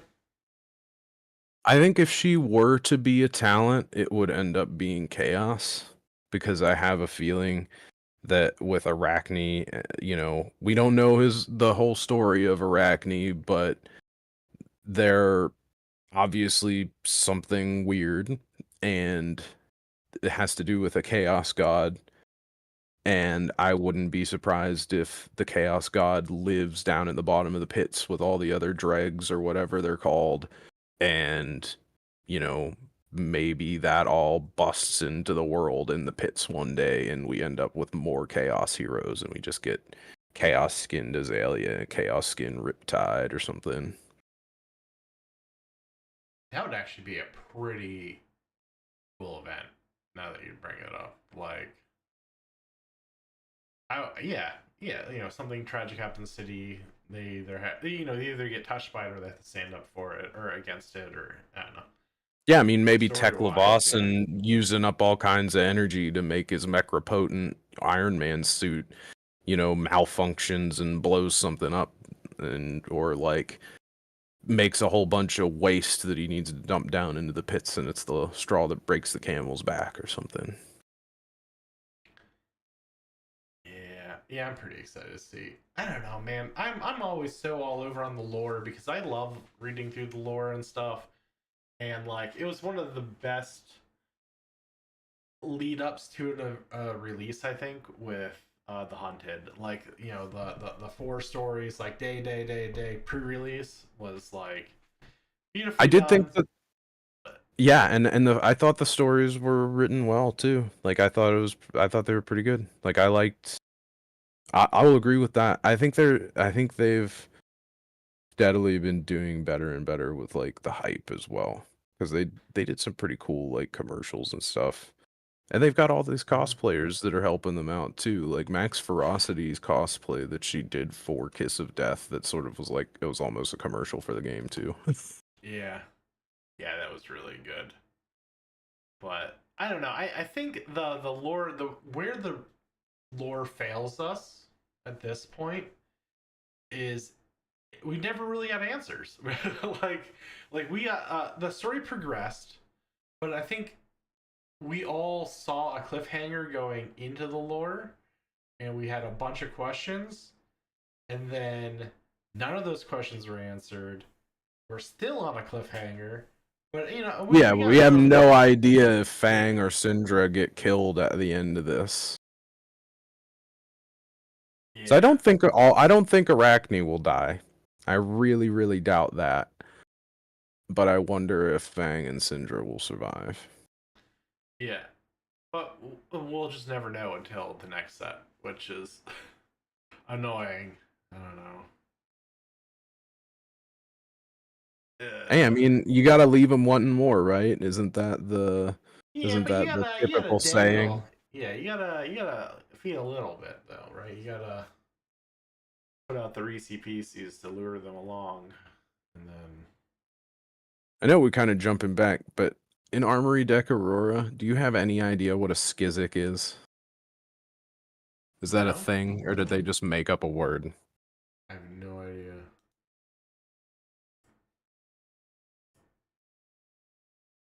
I don't think it's a real thing.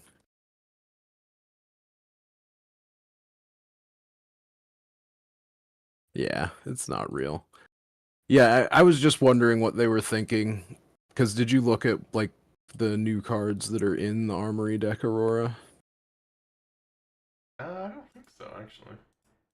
There's two cards. One of them is a specialization for Aurora that, Oh like, yeah. yeah, it like gives your next attack +1 and go again or something, and you search your deck for a Skizzik, and then you can play the Skizzik, and then Skizzik has +1 if it has go again. So it's like a 0 for 5 or something if you actually play it in the combo, and then since it has go again, if you're doing her arcane damage combo before you do it, that's another 1 or 2 arcane damage on top of it.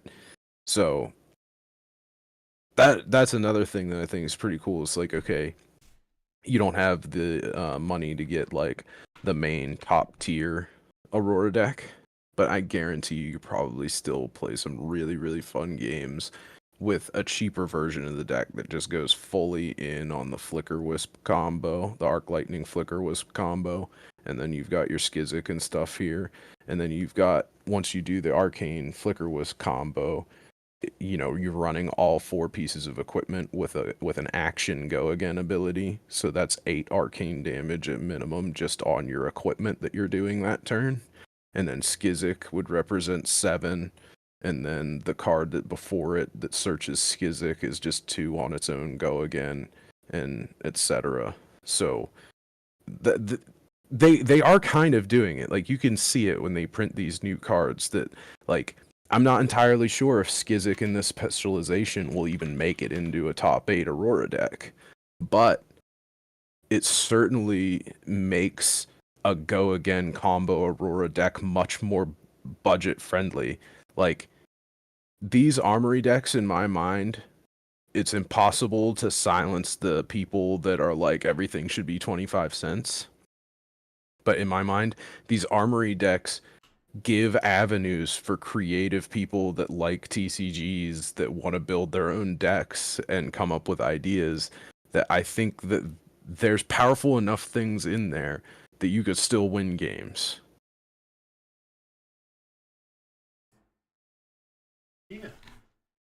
Sorry, I've been also been just kind of so yeah. I mean, you're talking about like the name for the Skizzik, and then I was like, is the sky something maybe?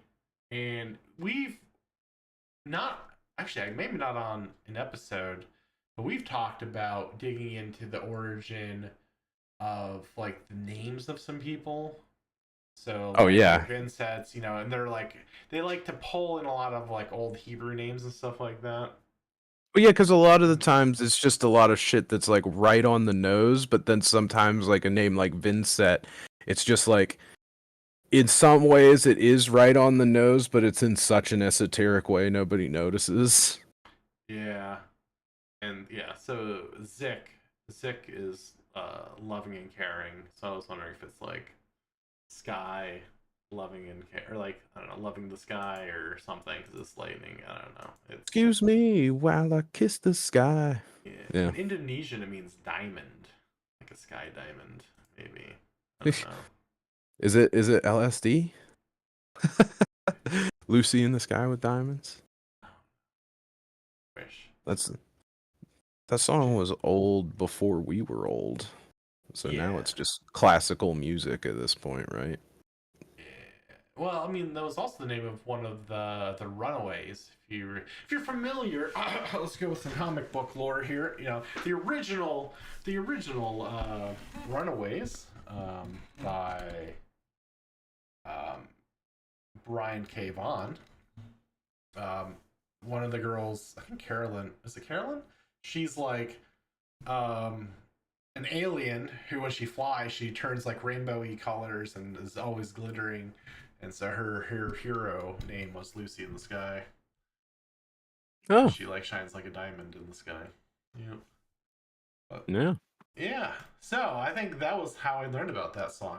Actually, so I was never a Beatles fan. I was never really understood the Beatles, but I've listened to them and I appreciate them, but they're not an everyday listen. I mean, they're at this point, we're so far away from what they've done musically that it's just like, you know, it's so far down in the foundation you can't see it anymore, but it did get built on it. yeah. But I think if you look at the shape, I don't know, Skizik is kind of diamond shaped. I actually also think it kind of looks like it's a composite picture, the Skyward Serenade and Skizik, Mhm. because like the Like they should background be right next to skies. each other. Yeah, yeah. I think that was maybe one big composite. Maybe we'll see. Wait, who did some? Yeah, it's the same artist who did both of them. So Oh yeah, they probably didn't just like took one big art and cut it in half. yeah. That would be cool. That would be a cool way for them to do like a Marvel print. Make a two-sided one or maybe make like a micro text box but like extended art so that you could like act like when you put them next to each other on the combat chain, like it actually sticks all together with just two text boxes, you know? Like BFG, or no? Yeah. Was it? Yeah, no, it wasn't BFG. Was it BFM? Uh, No, I don't mean like two halves of the text box. I just mean like it would look like a whole picture from the Marvel with like two text boxes floating over each point. So like like oh yeah. Okay. instead of having borders, like the black borders, it would have to be Marvel, right? So that would go the whole way to the border. Yeah. I mean, that would you could do it like BFM, Big Fruit, from Unglued. It was just like Yeah. two cards and you poop, and just the edges on the one edge, so you could put them together, and then you could see it. Yeah. Yeah, I wouldn't mind that. So they do have different borders. I don't know. Well, that's why I Eh, was saying if they made them Marvel, they could just leave the yeah, borders off. They could just leave like just put all the art on it and leave the borders off and just have it be a text box, like a see-through text box. Which, you know how I was saying that I thought that they might have gotten rid of the old school EA rainbow foil? They haven't. Because I just pulled one in that in the box I sent you a picture of. It was the contract to attack Syndra or to hit Syndra. Uh I don't know. I think it was one of the ones that you hated, but it's a Cruchaga one. no, The yeah, one the no. one where it's like that demon drinking the woman out of a chalice. Oh yeah, yeah. I don't like that art at all. Uh, Yeah. yeah, I don't know. It's just too jumbled. I really actually, the more like, there's so many cards I really like. There's a lot of art of cards I just don't like, and there. What's let me pull up the hunting cards. There's one in particular. I'm gonna that I know it's not AI generated, but everyone AI generates their like fantasy women to look one exact way, and it reminds me of one of the oh, where? Sorry, I'm gonna pull it up real quick.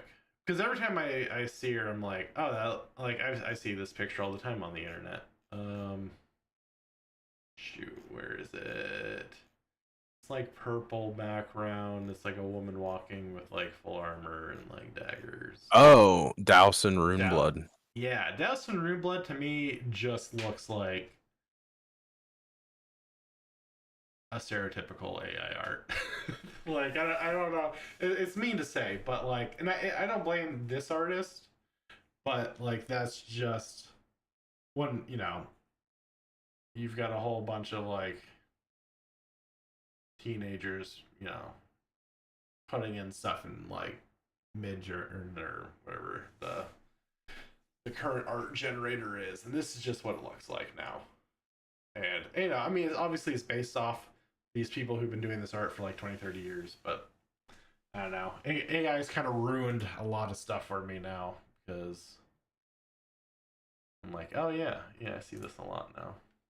I don't know.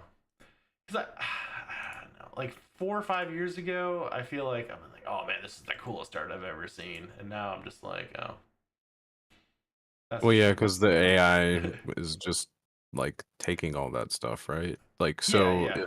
so it's like if it was a commonplace pose before, then the AI is just going to run it into the ground.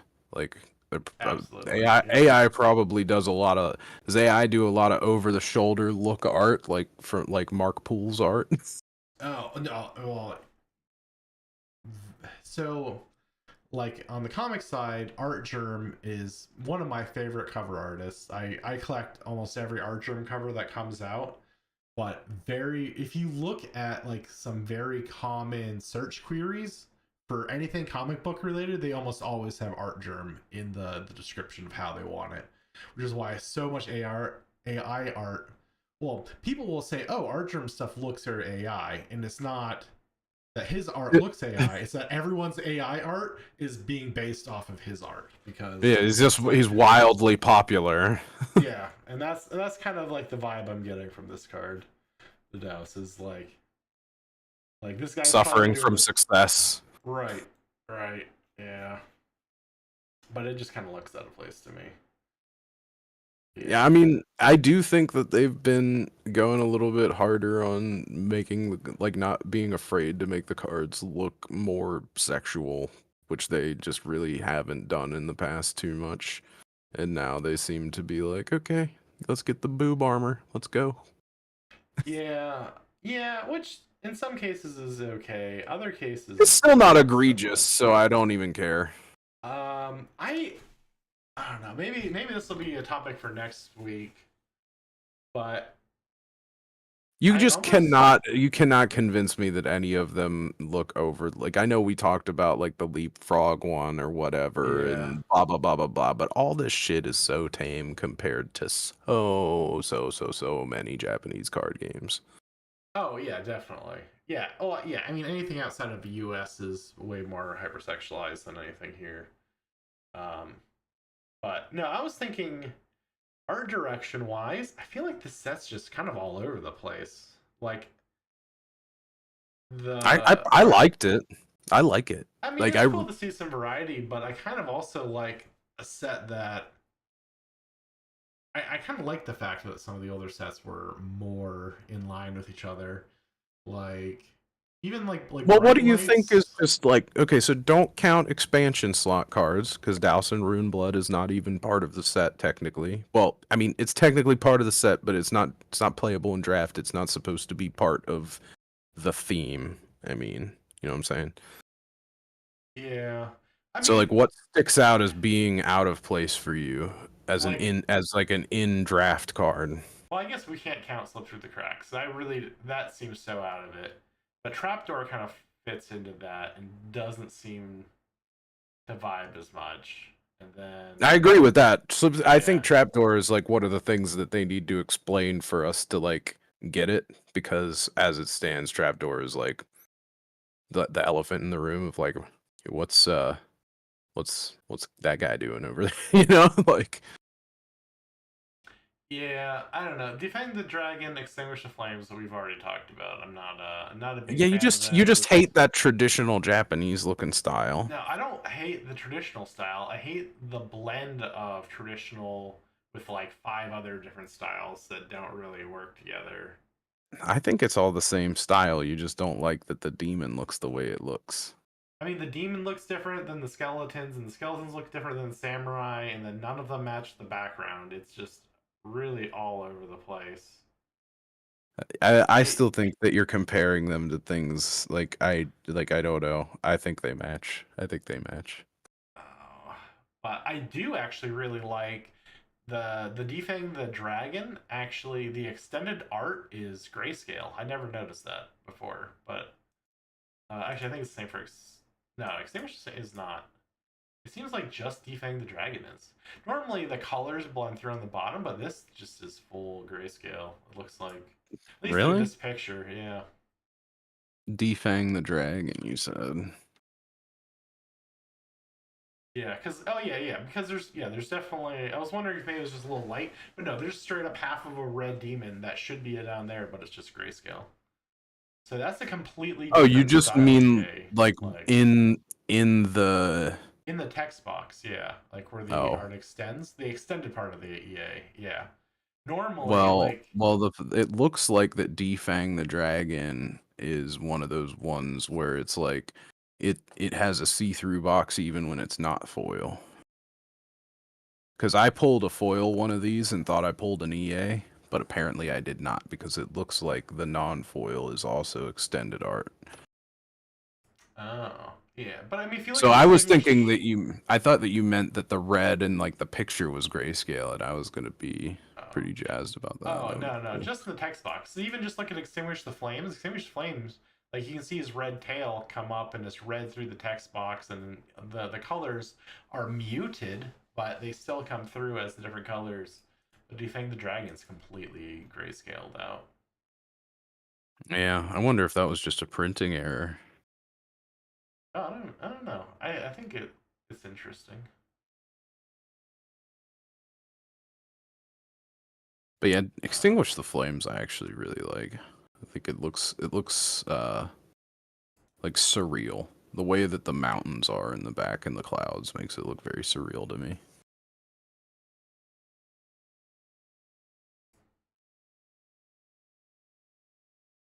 But anyway, I'm a huge Cruchaga fan, so I always defend his art. His art, I think it's interesting.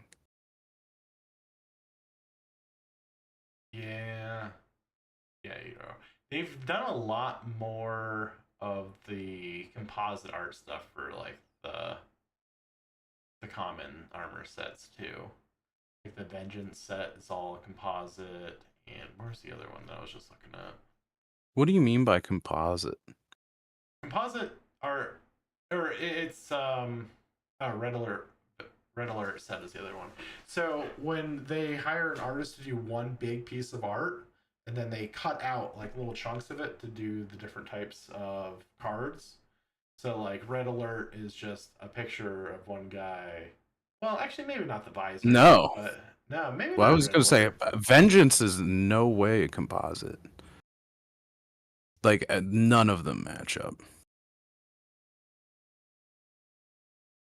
It's the same character, but I literally think it's four different pictures because the arms I don't match between heart and hand. The path doesn't match up to the way his waist is moved, like because you can see the side things on his waist in both pictures, and they're not in the same place. And I then the think vow of vengeance, he's looking to the right, and in heart of the vengeance, he's looking to the left. I think well, so like how they've done it historically, like the Evos and Bright Lights and the Widowmaker set from Rosetta, or not Widowmaker, the Widow set. Um, Mm. the composite art has a whole bunch of people on it with like the same armor, and then they take like chunks off of each of them. So Oh, like Vow of like the Vengeance set is probably two or three people in like the same armor, and then they just kind of like take the shots of them. That's what I would suspect. oh, I thought that you meant that like all four of these were the same guy that they cut up. which I actually think would have been cool, but Yeah. Well, because like they not do what you were that. saying. Yeah, they do that with like Terra actually, right? Like the there's a legendary, I think, set of pants that are just like Terra's pants, and it's just a zoom in of Terra's Yeah, it face does down. kind of look like that. Yeah. So yeah, yeah, and I think yeah, Blade Beckoner. Actually, there's a bunch of sets of armor for equipment this time around. Hey, let's so opening weekend next weekend. Uh well, I guess we won't even know. Friday will be the opening, and so are we gonna be watching prices all Friday just to try? Because I want to make some predictions for next one. Like, what do we think is going to be the most expensive Majestic? What do we think is going to be the most expensive Legend? And then we'll sign off. Okay, well we can do that. Let's see. The only problem is that like Friday is like not really going to be a lot of movement. So I wonder. No, and the prices are always drastically different than they're going to be like a week later. Yeah. Yeah, and that's actually even 2 weeks. I normally say, actually, that's why we talked about how different the week after release was versus 2 weeks after, as far as meta decks, because that's why so many things are in flux. I think Mm. a lot of people will Well, buy stuff for the first decks, and then everything changes up. So I really don't. It'll probably be a month before things settle. Well, that's just how Fab works as a whole. Um, Let me see. Let's look at. So you want to go by. Oh, there's 50 Majestics. Um, are we counting cold foil or not? no, I just want to I want to say like what is the most expensive thing like if you're just trying to get the card, you know? I mean, I think if we're not talking about EA, we're just talking about normal cards. It's just gonna be Shelter from the Storm. Like I just don't think there's any way to get around that at this point.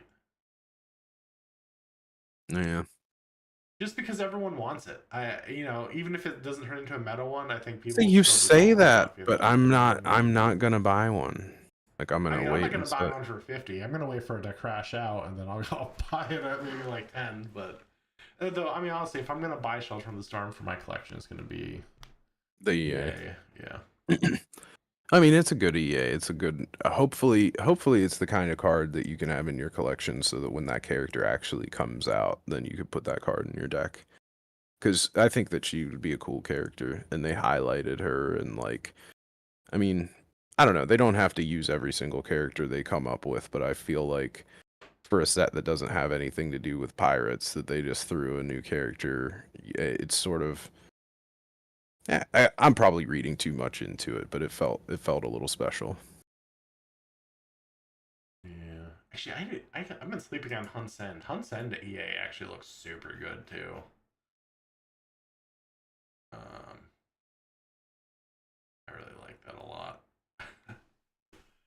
I don't know if it's not gonna be Shelter from the Storm. Well, let's say not counting Shelter the Storm because we know that people are foaming at the mouth for Shelter the Storm. So Yeah. I'm gonna say the most expensive Majestic that is not gonna be Shelter the Storm. It's gonna be Kiss of Death.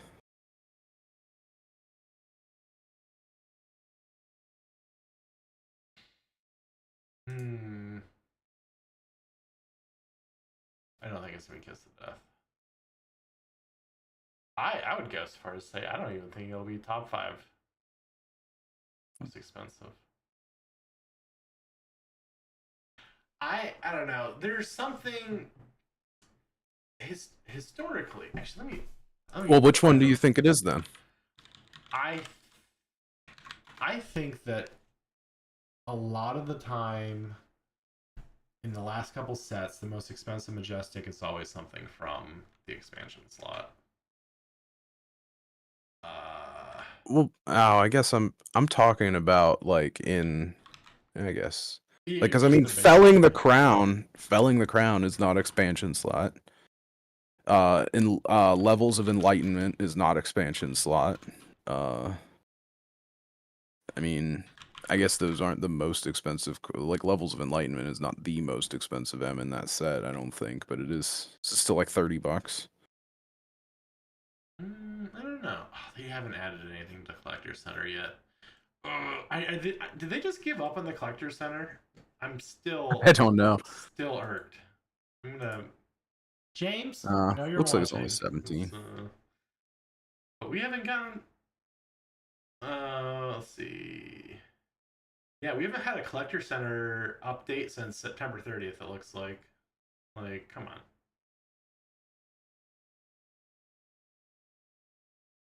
Okay, so not counting special printings and not counting. There is a list of just the expansion slot cards for this set, right?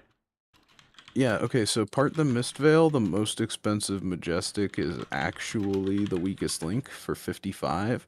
But then if you keep scrolling and you get to the first Majestic that isn't EA or anything like that special, it is Levels of Enlightenment for 17. So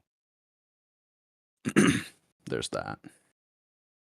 And then Rosetta. Let's look at Rosetta.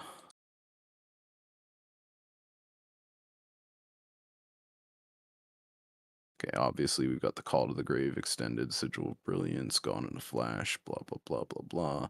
Truce extended. Felling is the first one at 44. And then extended. The next one we get to is Plow Under at 28. And then Gone in a Flash at 20. So I mean, what are the expansion slot ones that are high in these sets that you're saying? Because the expansion slot does not end up being the top. I never thought it was. Maybe in bright lights for sure. I know lots of people Oh, yeah, want that Riled Up already was dead. ridiculous.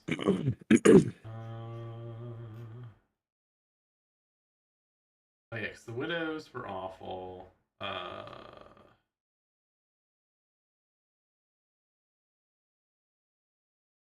Well, yeah, I guess from Rosetta, the only ones that did well, I guess no, Splinter Skull didn't stay high. That was at 10 for a while. Unsheath is like 12. I guess it's just Unsheath at this point. Drink Mother to the Table, I thought did really well early on, and then kind of fell off. Well, yeah, because there was like somebody that wanted to play Betsy or whatever, and it was like a dollar, right? I don't know. They didn't used to be $1. No, Drink Mother to the Table, I thought was at one point like $10. I have no idea. I know one guy that likes to play Betsy, and he's very casual. Yeah, well, I mean, Betsy got her 4 points on the Living Legends board somewhere. So there's one player out there somewhere.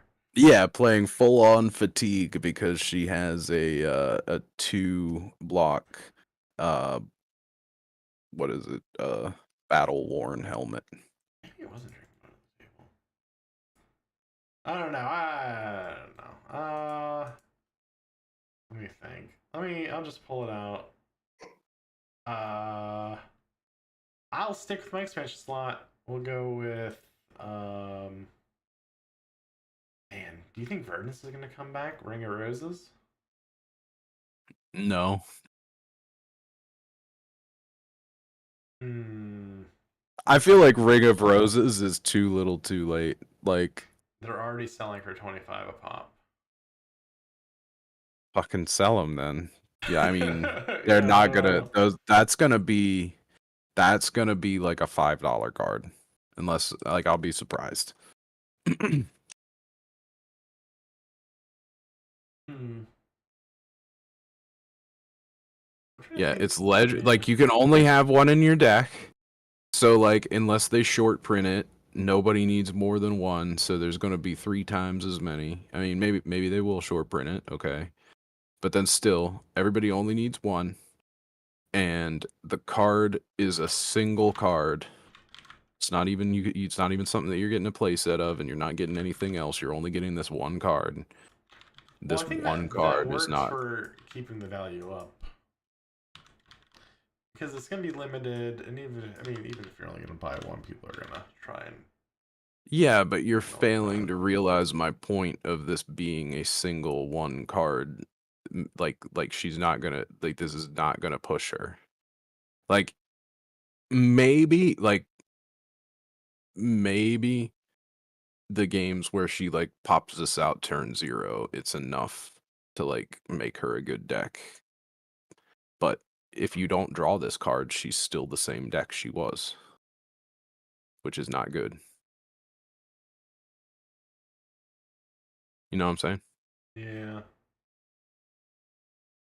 Because you could go like 12 turns without drawing it, and then you're just playing the same deck that wasn't top 8 material before.